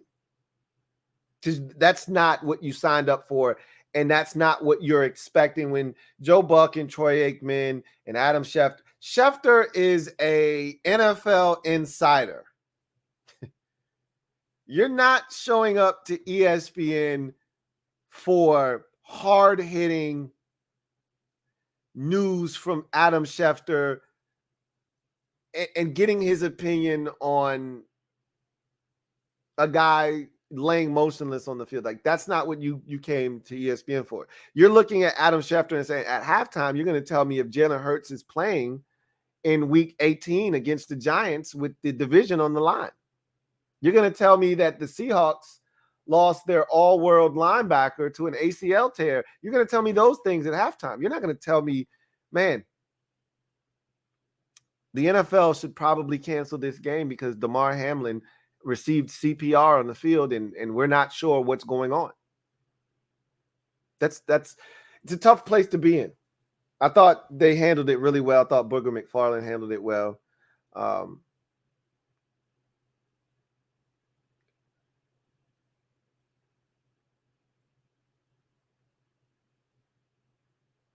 That's rough. Could you have imagined if this would have happened yesterday? Do you even play the Monday night game? I think for the NFL, this happening on Monday was like the best case scenario for them because they've got time to figure out how to move, forward with this.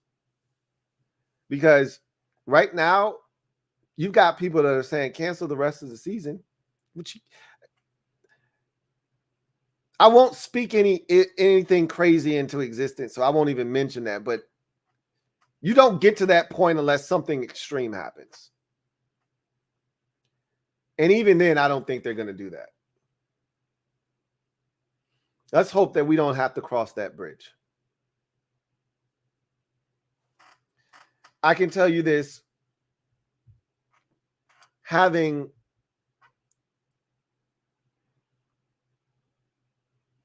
listened to people who have dealt with this before and the trauma that it leaves behind,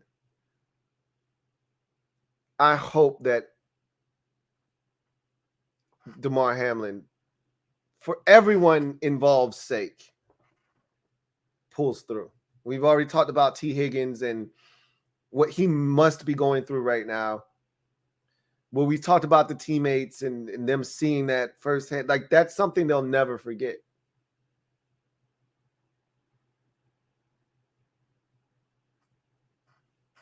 Let's check socials again. And make sure that I just seen that Des Bryant tweeted out, F you, Skip Bayless. Everybody's going in on Skip, dragging his ass on socials, and it's probably deserved. But again, this is what he wants. Like, you guys don't realize it, but the more you mention his name, he trends, the better it is for him. If you really feel that kind of venom towards Skip Bayless, don't mention his name. Don't tweet at him. Don't tweet about him, because you're getting him the mentions that he needs to be trending on Twitter, which is what he wants. This is how he makes his money. If his contract is up in the next 2 years, it's events like these that are going to help him negotiate the next deal that he's going to sign to make copious amounts of money. If you really are feeling vitriol towards him, don't tweet about him. You're only helping him.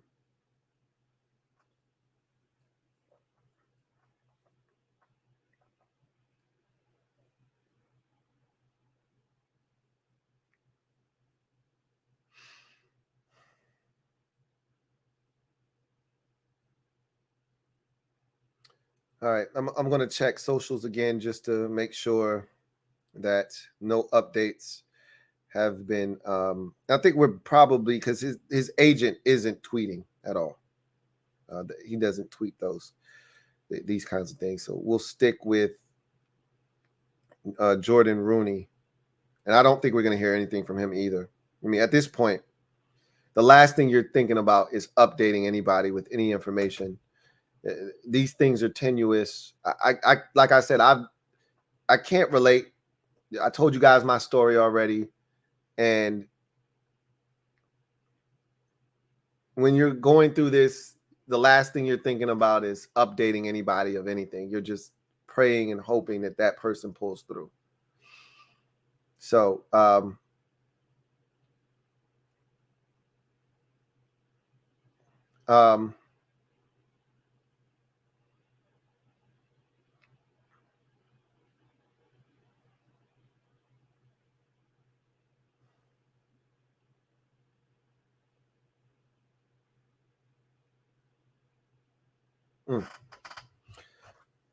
all right.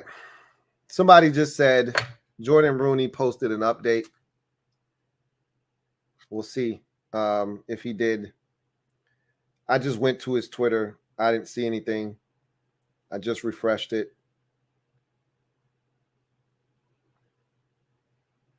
So I don't see anything. That doesn't mean he didn't.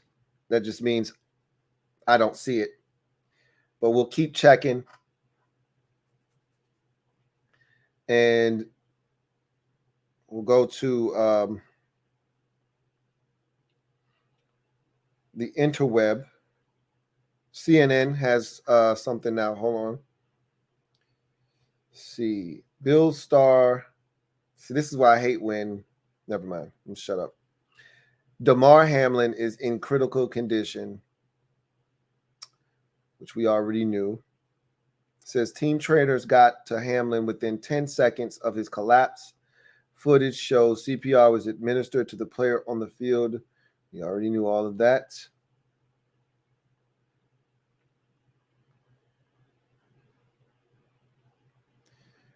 Dante Stallworth says he never has seen CPR administered on the field, which, again, we all said that already.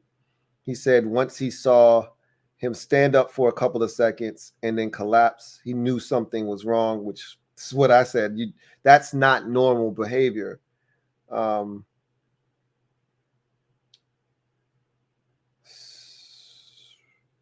Nothing new has been reported.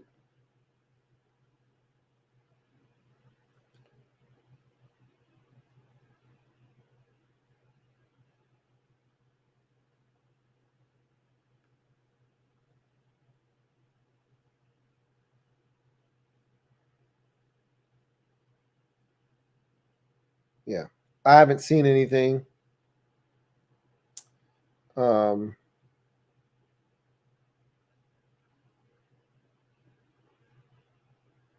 The Cincinnati Enquirer is probably the most up-to-date thing that I've been seeing. They're like refreshing this thing every like 10 to 15 minutes. Their last post was at 11:57. They don't really have any more information, but they just continue to, try to update everything. But they don't really have any new information.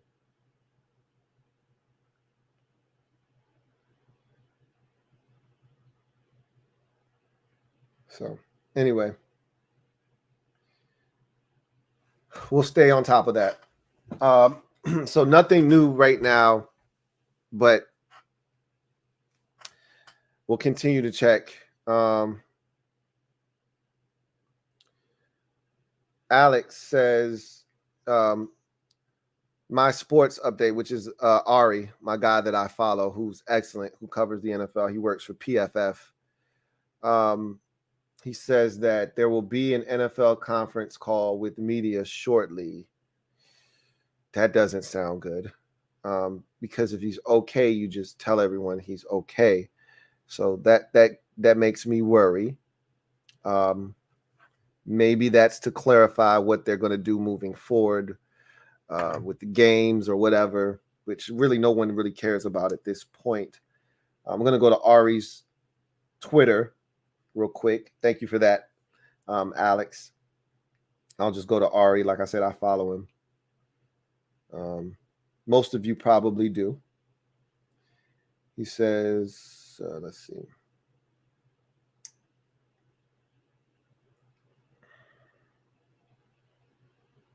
So he says, UC Medical Center does not expect to have an update tonight on Damar Hamlin's status, per ESPN's Coley Harvey. No press conference. So, and I expected that.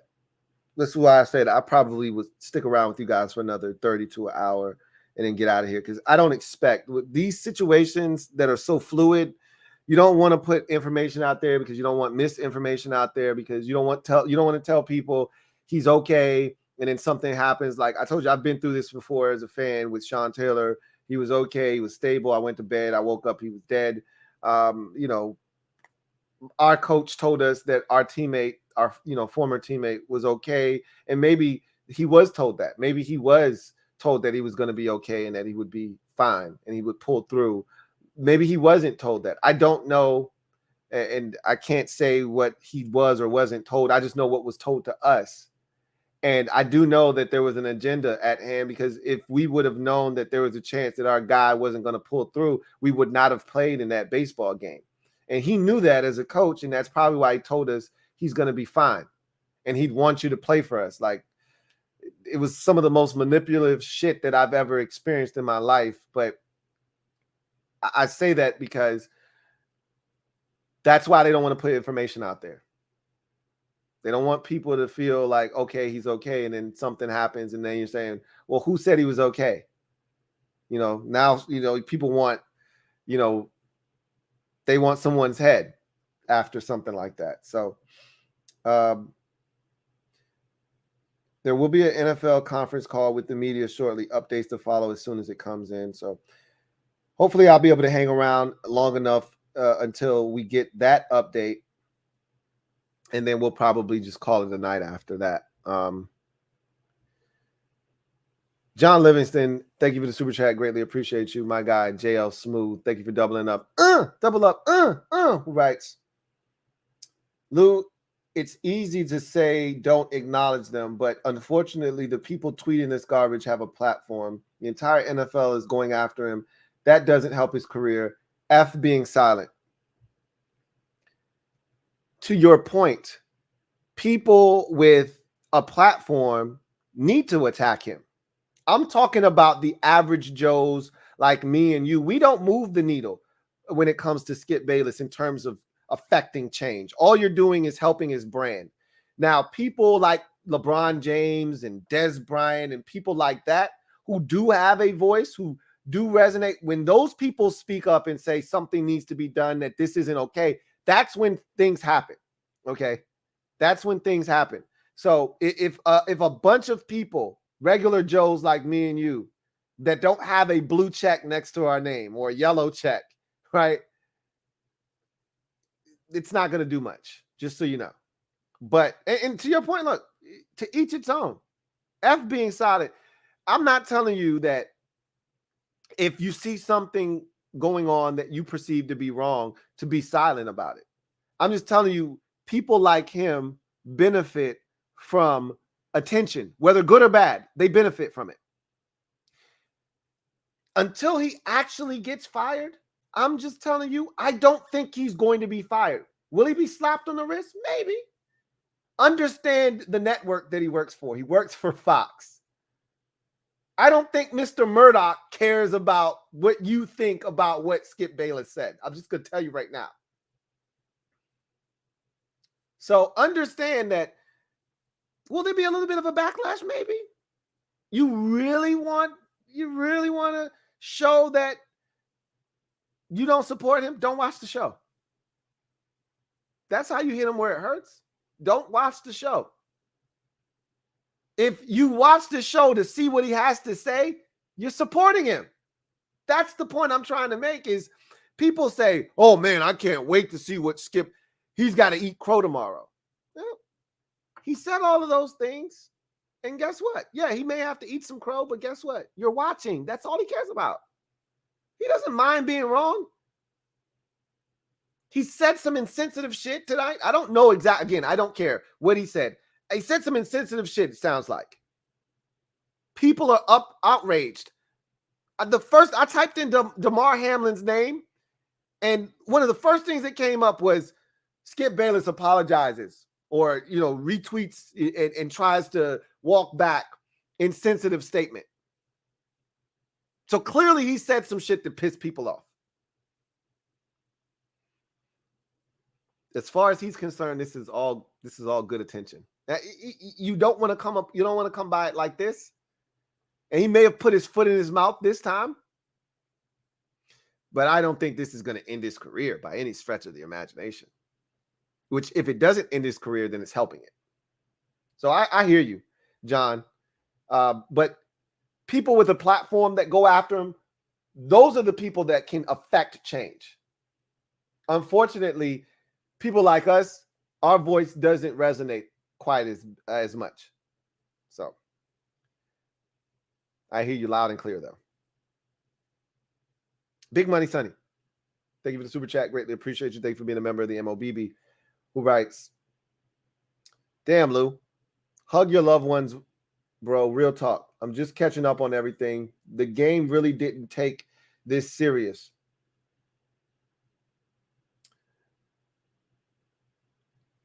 It got serious once they realized that this man needed CPR. That's when it got serious. I think they thought it was head trauma initially. And then when they realized that this man needs CPR, that's when you saw it take a turn from Because we see this all the time when a guy goes down and he's motionless on the field. We see guys taking a knee, players gathering around, saying prayers, things of that nature. You don't see anybody crying. Rarely do you see that. It wasn't until I just told you what Dante Stallworth said. And we can look, those of us who have watched football for any amount of time, right? For a substantial amount of time, if you've never seen this, then when you see something like this, it's jarring. It's jarring. I'm watching grown men cry, and at home you're thinking, bro, he'll be fine, right? That's initially that's what you're thinking. When they took a second commercial break, I said, this isn't normal. And then they showed the replay, and I said, oh my God.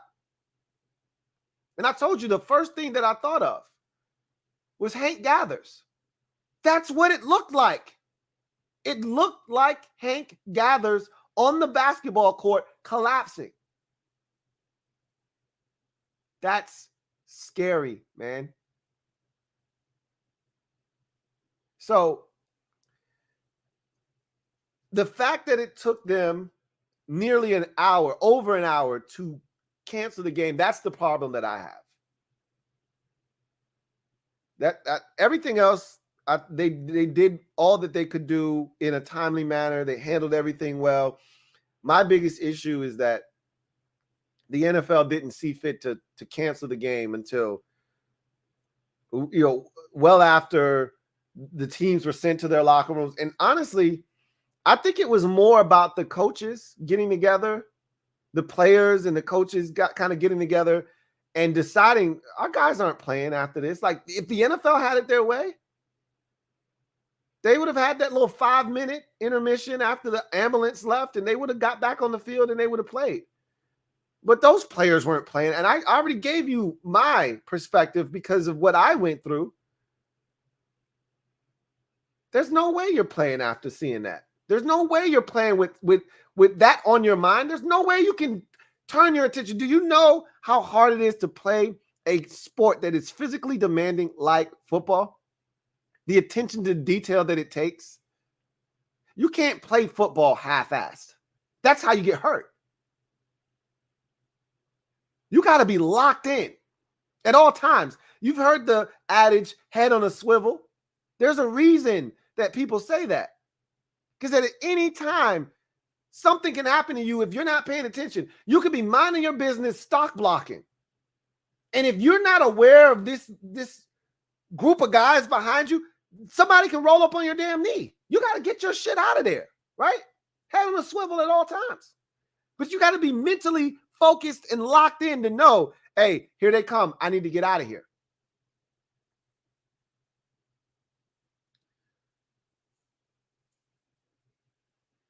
There's no way you could play a game after seeing what they saw.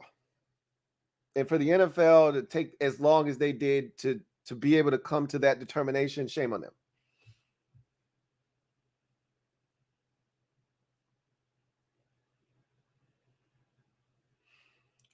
Big Money Sonny, thank you for the super chat. Greatly appreciate you. Thank you for doubling up. Double up. Who writes, bro, all of my old head friends are really upset about how the money makers handled this. Sorry, I'm just catching up, but come on. No respect for humanity. That again, I just talked about that, but that's the part that really bothered me, and I'm a massive NFL fan, but I know how the NFL works. They're a business, right? At the end of the day, they care about the bottom line more than anything else. They try to swear to us that they care about these players, and above all else, they matter the most. We all know that that's not true. And it's situations like this that kind of reinforce that. That's not true. They care about these players, but to an extent. They care about them because they make them money. If not for what these players can provide for them, they wouldn't care about these players. Robert Kraft would never be friends with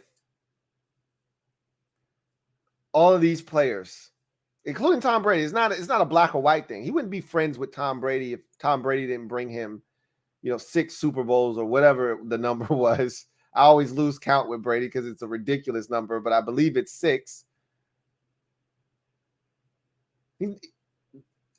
Richard Seymour doesn't register to Robert Kraft. Ty Law. These guys don't register. They never cross paths if it's not for the NFL.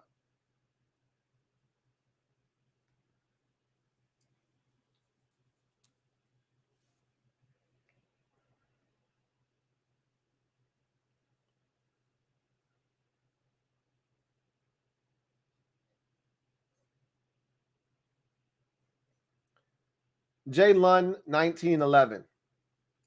Thank you for the super chat. Greatly appreciate you. Who writes, 27 years as an ER doc, seen this once. Comodio, cardio, and Codio. And that's what I read from a cardiologist on Twitter who said that that's essentially what he thinks it is. You know, blunt force trauma to the chest causing cardiac arrest is essentially what that phrase means.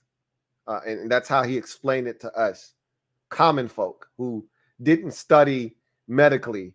But that's what it looked like. You know, that makes sense when you see how the play unfolded, when you see how he got up like he was perfectly fine and then literally collapsed. That looks about right to all of us.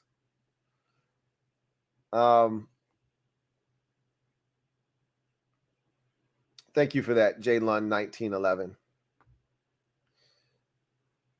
Jamal Hamlin, thank you for the super chat. Greatly appreciate you. Who writes, Lou, being in military service for all of my adult life, there is so much I want to share, but I can't on this platform. Excuse me. I just want to show love and treat people. I just want to say, show love and treat people kindly. I echo those sentiments. That's what it's about, man.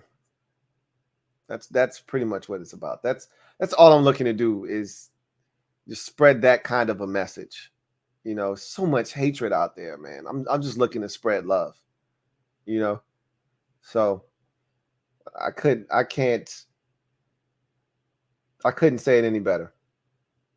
You know, just treat people the way, you know, one of the things they used to tell us as a kid in elementary school is treat people the way you would want to be treated, you know.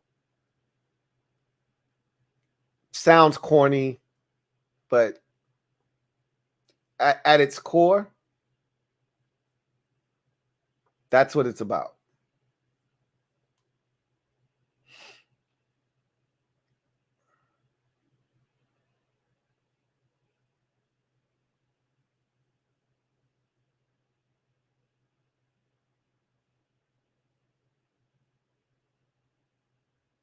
All right.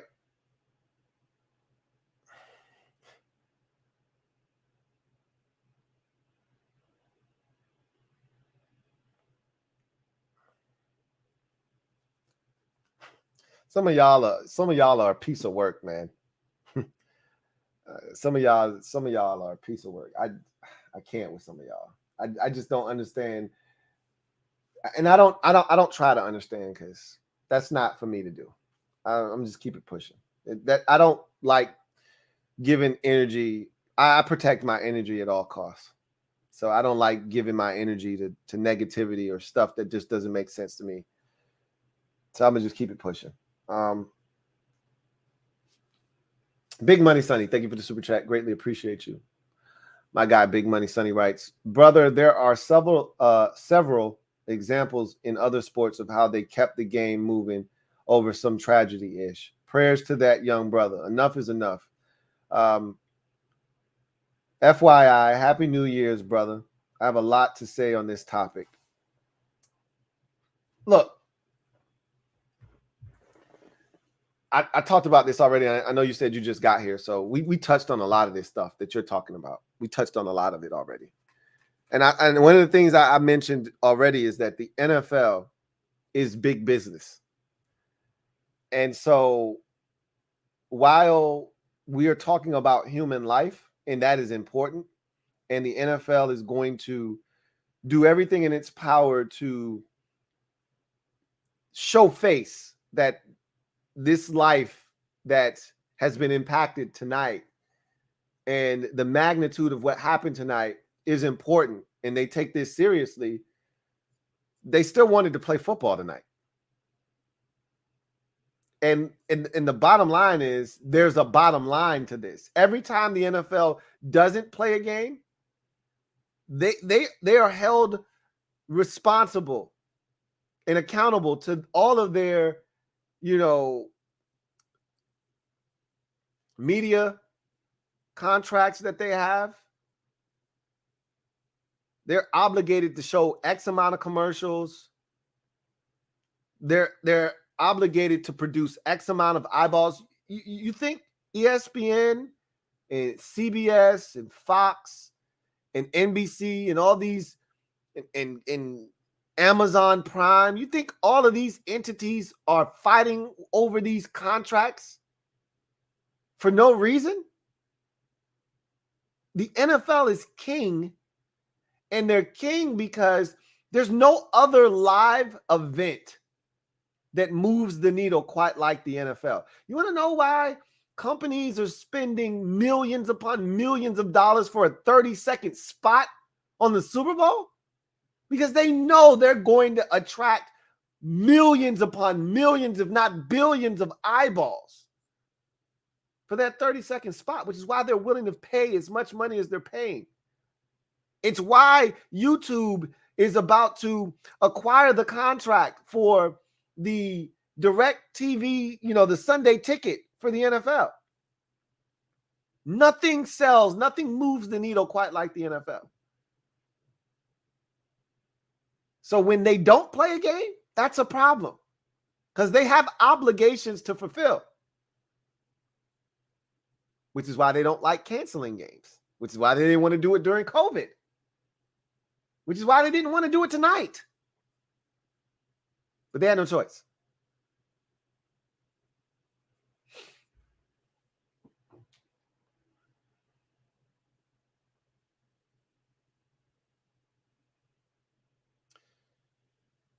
Dwight Phillips, thank you for the super chat. Greatly appreciate you. Thank you for being a member of the MOBB, who writes, "Hey, Louie. What's up, Dwight? I seen on SportsCenter that the two head coaches are the ones who decided to call the game. I'm telling you right now, I firmly believe this in my spirit. I can't confirm nor deny this, Dwight. But I'm telling you, you're on to something. And I said this about 20 minutes ago. If not for the two coaches getting together, I'm telling you, they were the ones that spearheaded this. And it started with McDermott going to his players and those players saying, bro, we can't. Are you serious? They want to give us 5 minutes? They want us to go back out? Are you crazy? Damar is on the ground. They're giving him CPR. What are you talking about? We're not playing anything. And then this is where the compassion kicks in, because you look across the sideline and their guys are lined up on one knee saying prayers. Again, it's a brotherhood. It's a fraternity. Nobody wants to see anybody get hurt. So now that coach over there, Zach Taylor, has to look at his players in the eyes and say, hey, man, we just watched a guy do something we've never watched in all of our lives doing this. We've never seen a guy have CPR performed on him on the field. We've never seen that.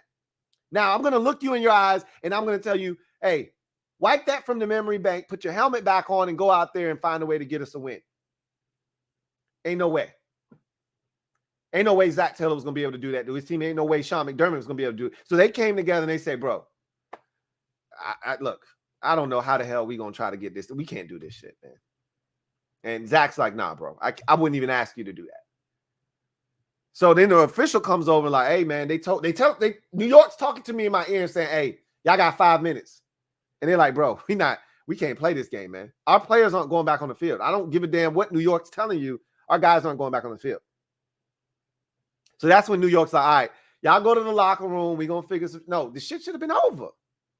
I'm telling you, those coaches got together after, going around and looking at their players. They knew they couldn't possibly play a football game. I think the coaches started that, and then the NFL realized, okay, there's no way around this. We can't play this game. If they had their choice, they would have played the game tonight.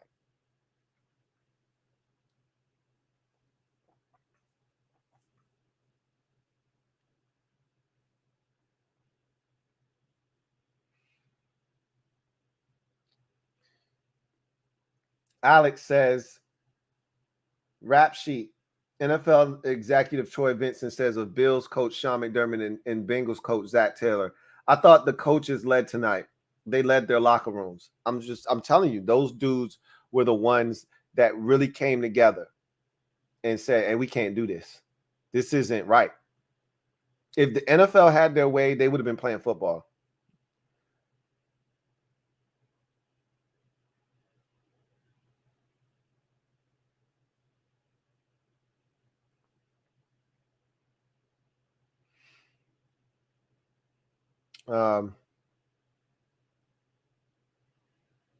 Let's see.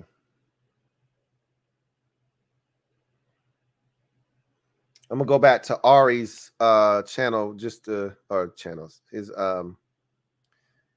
page. So Ari just tweeted this out 8 minutes ago. He says NFL EVP Troy Vincent says the NFL never informed the teams they had 5 minutes to warm up to resume play. That never crossed their minds, and he doesn't know where that came from. Of course. He also says, Vincent says, neither head coach nor the players discussed resuming tonight's game. I've never seen anything like it since I've been playing. Of course he would say that. Now, I can't tell you if that's true or not. Again, and I'm not going to speculate. If he says that's the case, then that's the case. I'm not going to call the man a liar. But if someone was to be skeptical of that, you have every right to be. Because what is the NFL going to do? I just told you, I had a whole conversation about the NFL and protecting the shield, and this is what they do. That's damage control. If you've ever watched the show with Olivia Pope, what was that show called? Why am I blanking on the name of that show? I don't know why I can't think of the name of the show, but y'all know what I'm talking about. Scandal. That's the name of the show. Scandal. You ever watch Scandal? There are people out there that actually exist with that kind of a job, who all their job is to do is to spin a bad headline, or have that person's job is to provide damage control. How do we take this negative situation, spin it into a positive? How do we take this ordeal and we dulce it, with and extinguish this fire that has been started? Sounds like Skip Bayless could use a Olivia Pope right now. And I'm pretty sure he's got a team around him, and they're figuring out a way right now how he can clean that shit up, and he'll apologize on his show tomorrow and sincerely apologize, and we'll sweep the shit under the rug and we'll keep it pushing. If you think he's going to be fired, you got another thing coming. What is Troy Vincent supposed to say? I just talked about the NFL and saving face and protecting the shield. His job is to help put this fire out. Now, again, if he says that there was never any discussion about 5 minutes and then resume play, you know how we got that? It was told to us by Joe Buck and Troy Aikman on the telecast. That's how we got that information. So you want to know where we got it from? We got it from them. Where did they get it from? Someone told them that. They didn't pull that out of thin air. But I digress.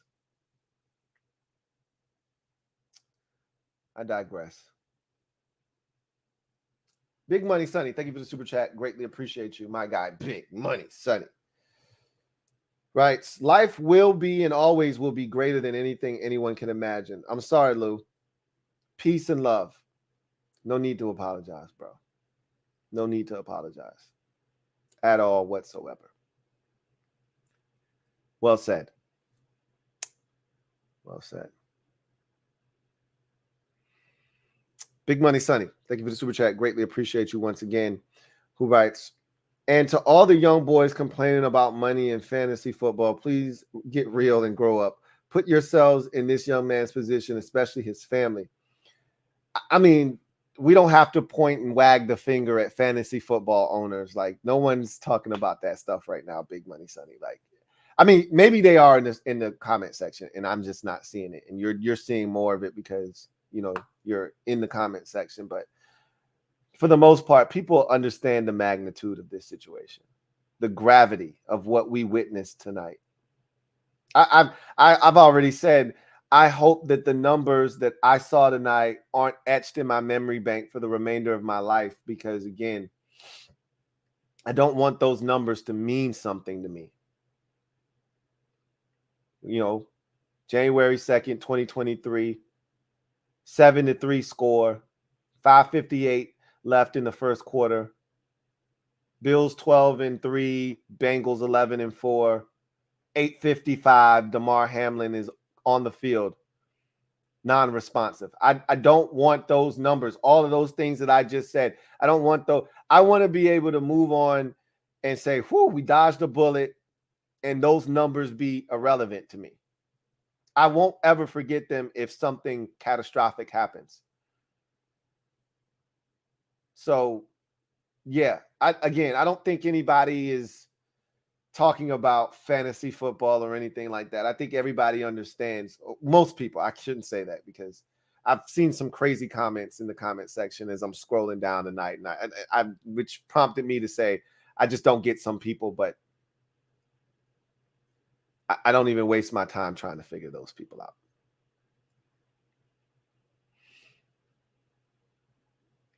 Gear Cell 1, thank you for the super chat. Greatly appreciate you. Thank you for being a member of the MOBB, who writes, hey, Lou, just wanted to say prayers for the young man, lefty to lefty. Much love for you, brother. Peace. Absolutely, man. Prayers go up to his and his family, to Damar Hamlin and his family, friends, loved ones, those who, and as John Livingston said earlier, if you have the means to do so and you'd like to support his toy drive, by all means, please do. I've seen people leaving the link to the toy drive down in the comment section of this video. It's already eclipsed $1 million. So clearly people are, you know, just outpouring of support right now. And these types of situations bring people closer together. You know, I had a conversation with somebody a while back, and I said, and you know, it's often at times it's family. You know, death brings us together, or, you know, situations like that bring us together. And you hate that those are the situations that we have to meet under, and that we don't, like, we should have more family reunions. I shouldn't see my family members for the first time in 7 years because somebody passed away. Why not just have a family reunion every 2 years or every 4 years, so we can all see each other and meet under much better, you know, pretenses, right? Like, why do we have to meet each other under these circumstances? That's kind of how, you know, these situations, you know, bring out the best in people. You know, sometimes it brings out the worst in people, but you see that the contribution is being made. These types of situations bring out the best in a lot of people. It's just unfortunate. It takes a situation like that to bring it out. But anyway, I digress.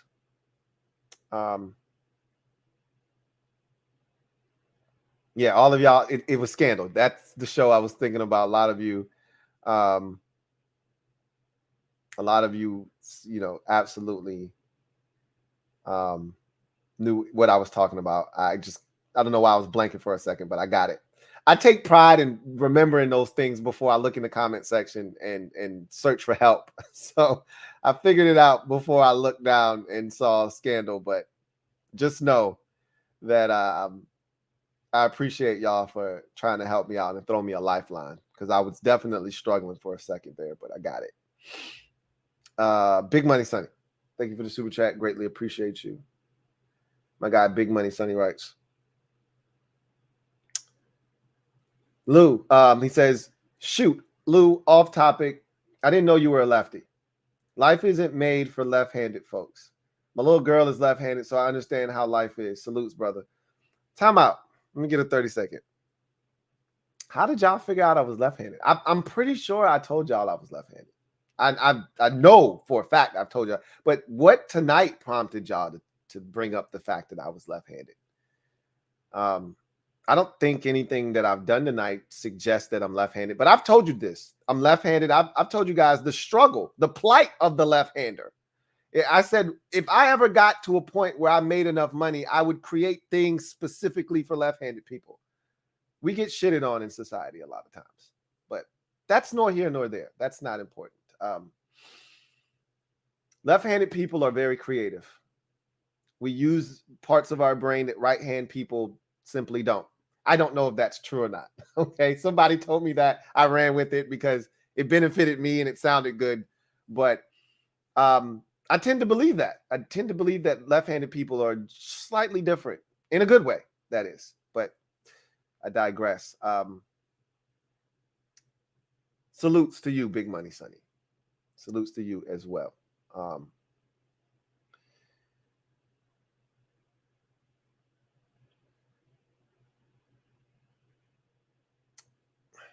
Giants Mafia. I see this and I'm thinking the same thing. You and me are thinking alike.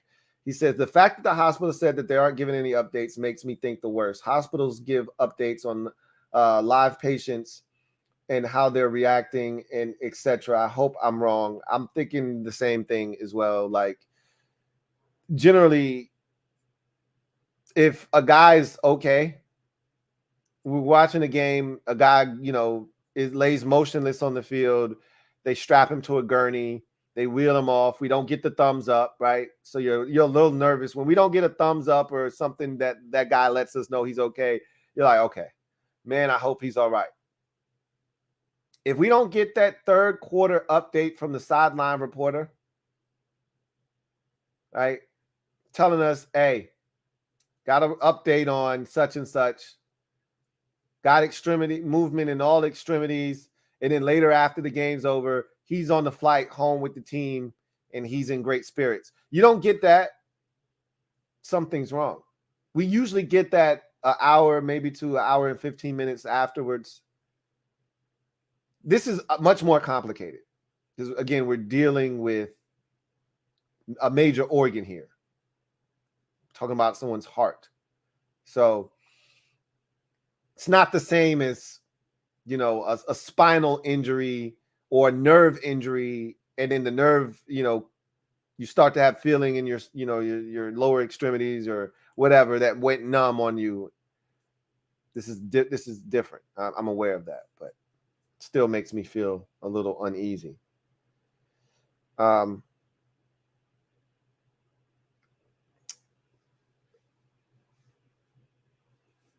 Jamal Hamlin, thank you for the super chat. Greatly appreciate you. Double up. Thank you for doubling up, Jamal. Who writes, Lou, sometimes we forget that these players are young. I have kids in their 20s. I've always liked this young man and myself, and my youngest sons are lefty.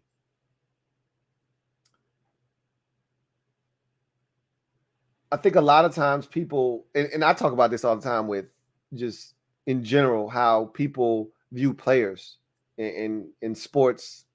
They view them and treat them sometimes like they're machines, like they're not human beings, like they shouldn't have interest outside of the sport that they play.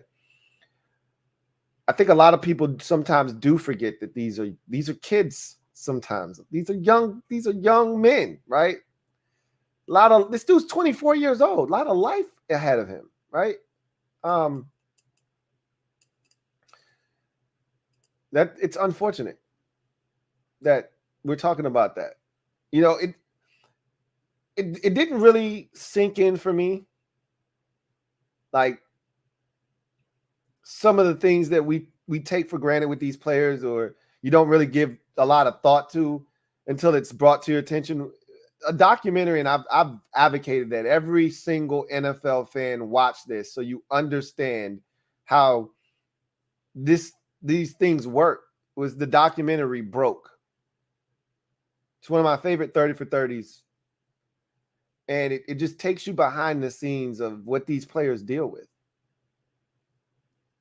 If a lot of us will never be in that position where you're making that amount of money and have to deal with the problems that come with making that kind of money, and people all of a sudden coming out of the woodworks, this, that, and the third, having to learn the word no, how to utilize it, things of that nature. But what that documentary taught me was that most people gain wealth as they get older. You're 40, you're 45, you're 50 years old. That's when you start making the most money you've ever made in your life.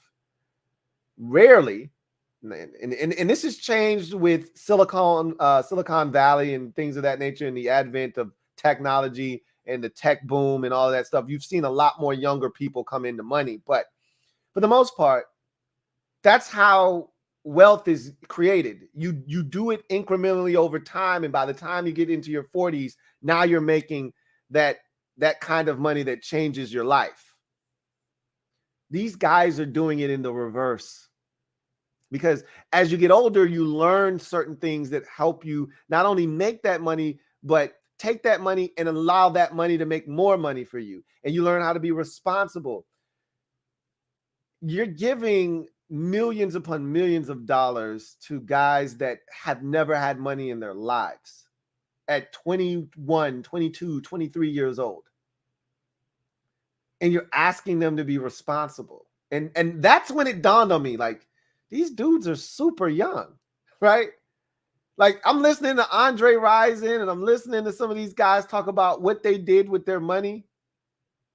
I bought this car, I bought 4 cars. I went to the strip club and I had, $50,000 on me. I don't even remember, where all of the money went.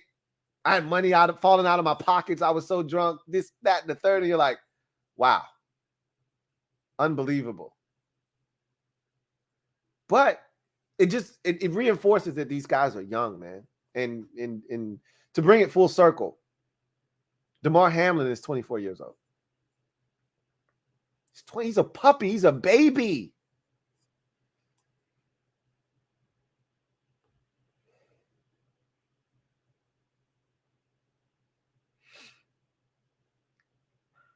John Livingston, thank you for the super chat. Greatly appreciate you. My guy, J.L. Smooth, writes, prayers to T. Higgins as well. He took this hard as he made the collision with Damar. Not his fault at all, but that he can be traumatic nonetheless. Toy Drive over 2 million now. Thank you to all who donated. We talked about that earlier, John. I talked about that, and I can't take the credit for that. It was my guy, Red Wing 01, who brought up T. Higgins, and I said, what a great point, because so often in these types of situations, and I talked about my background being in psychology, I like to look at things from all angles. I'm thinking about how everyone is impacted, and not often do we do that in these situations.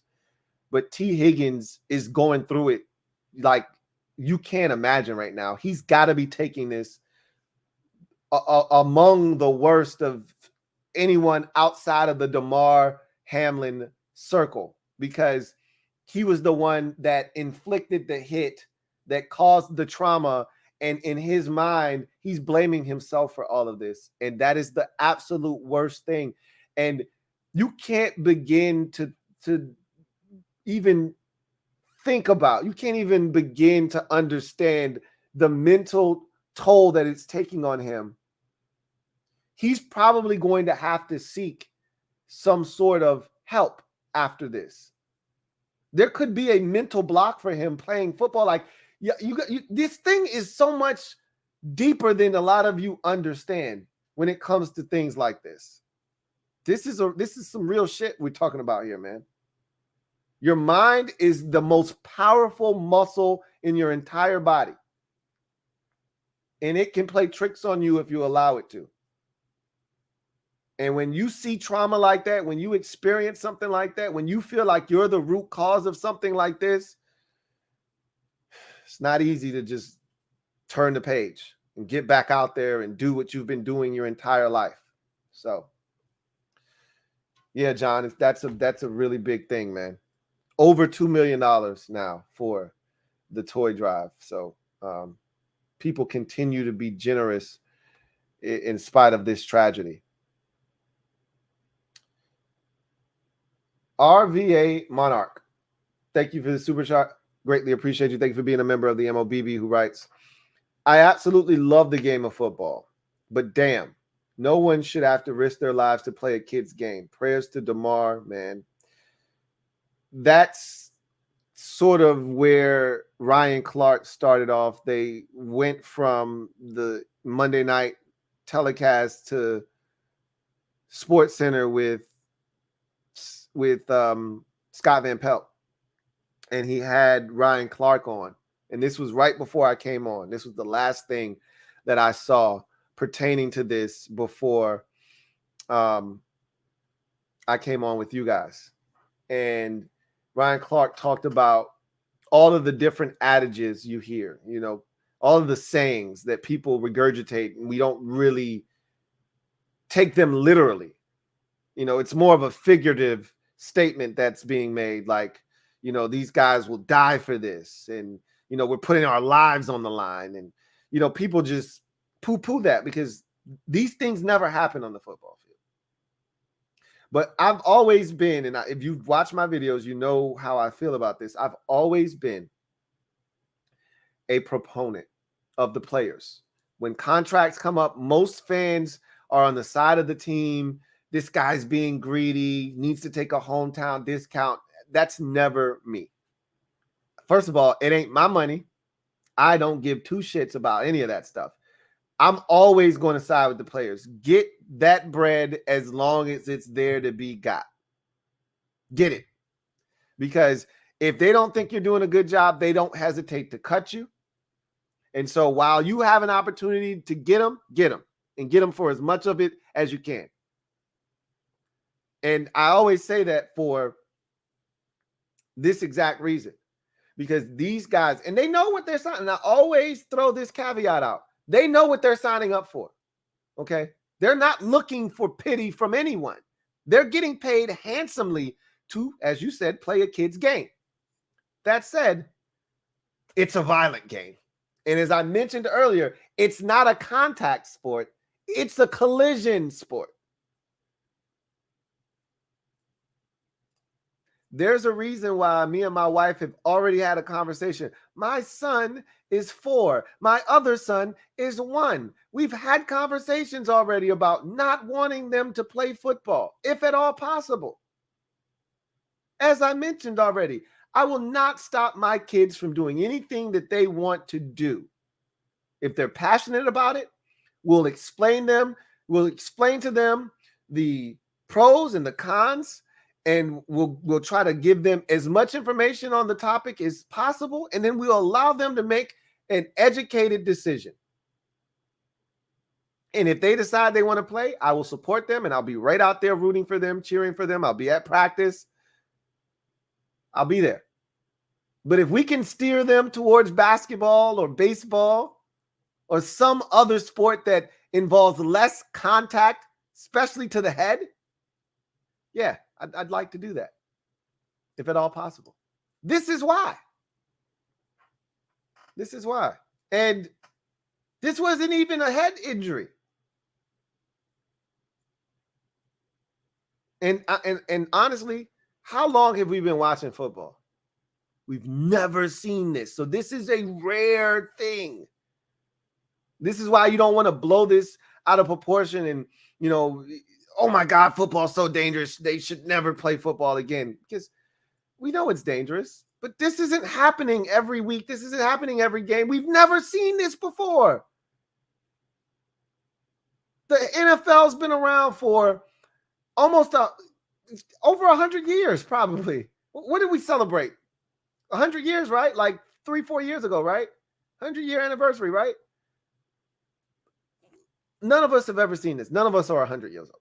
So this could have, somebody said that there's been one death on the field and it was back in like the 70s or 80s or something. I don't know anything about that. This doesn't happen very often. This is what I'm saying. but there's a chance. This sport is dangerous. So I'm always an advocate for players getting what they can get, because this shit is dangerous, man. I love this game to death, but it's dangerous. It's dangerous.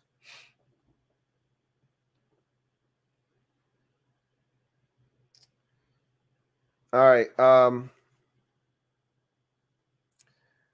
Let's see if we got any updates.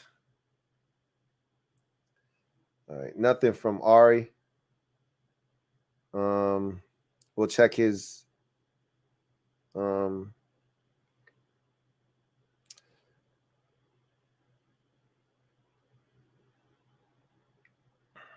his guy, Jordan Rooney. Nothing here. And again, I don't think we're going to hear anything else tonight. So I'll probably get out of here in the next 5 minutes or so. Because honestly speaking, I don't think we're going to hear much more about this tonight. I think we will learn more about his situation tomorrow. And I'm hoping that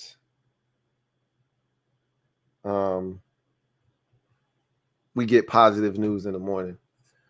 I'm not gonna lie to you. This is a tough one for me. I struggle with this one. I truly do.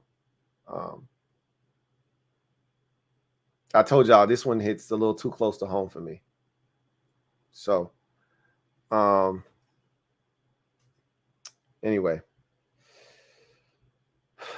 I'm gonna go ahead and get out of here. It's almost 1 o'clock. We've been on live since 10 something. And I don't think we're going to get any updates. So we'll talk more about this tomorrow. Obviously, we'll know more about the situation. We'll all go to sleep tonight if you can sleep. Some of y'all aren't impacted as much as others. But we'll go to sleep tonight praying that we wake up with great news tomorrow about this situation. May Damar Hamlin and his family be blessed tonight with the greatest gift anybody can be blessed with, and that's life. We'll come back tomorrow. I'll do a podcast. There's a lot to talk about. Obviously, we'll start with this. We'll talk football tomorrow, but this will dominate. And if we don't get the outcome that we're looking for, I don't know how you talk football. So I can't assure you that we'll talk football, but the likelihood is we'll be talking football because I'm speaking it into existence. He's going to be fine. So anyway, you guys have a great night. Take care of yourselves. And as I always tell you, when situations like this transpire, and this is unique, but anytime something tragic happens, or anytime we get, close to the holiday season and I get sentimental, I tell you the same thing over and over again. This is one of those times. Love your loved ones, family, friends, whomever. Just pick up the phone, call them up and say, hey, you know what? I didn't call for anything other than to just tell you I love you. Having a dispute with somebody you care about, squash that shit, man. Dead it. Okay? It's not worth it because nothing's guaranteed to us. Can't stress that enough. Anyway, that's going to do it for me, your man Louie T. Until next time, you guys take care. Prayers up for Damar Hamlin and his family. God bless and good night. LouieTeeNetwork.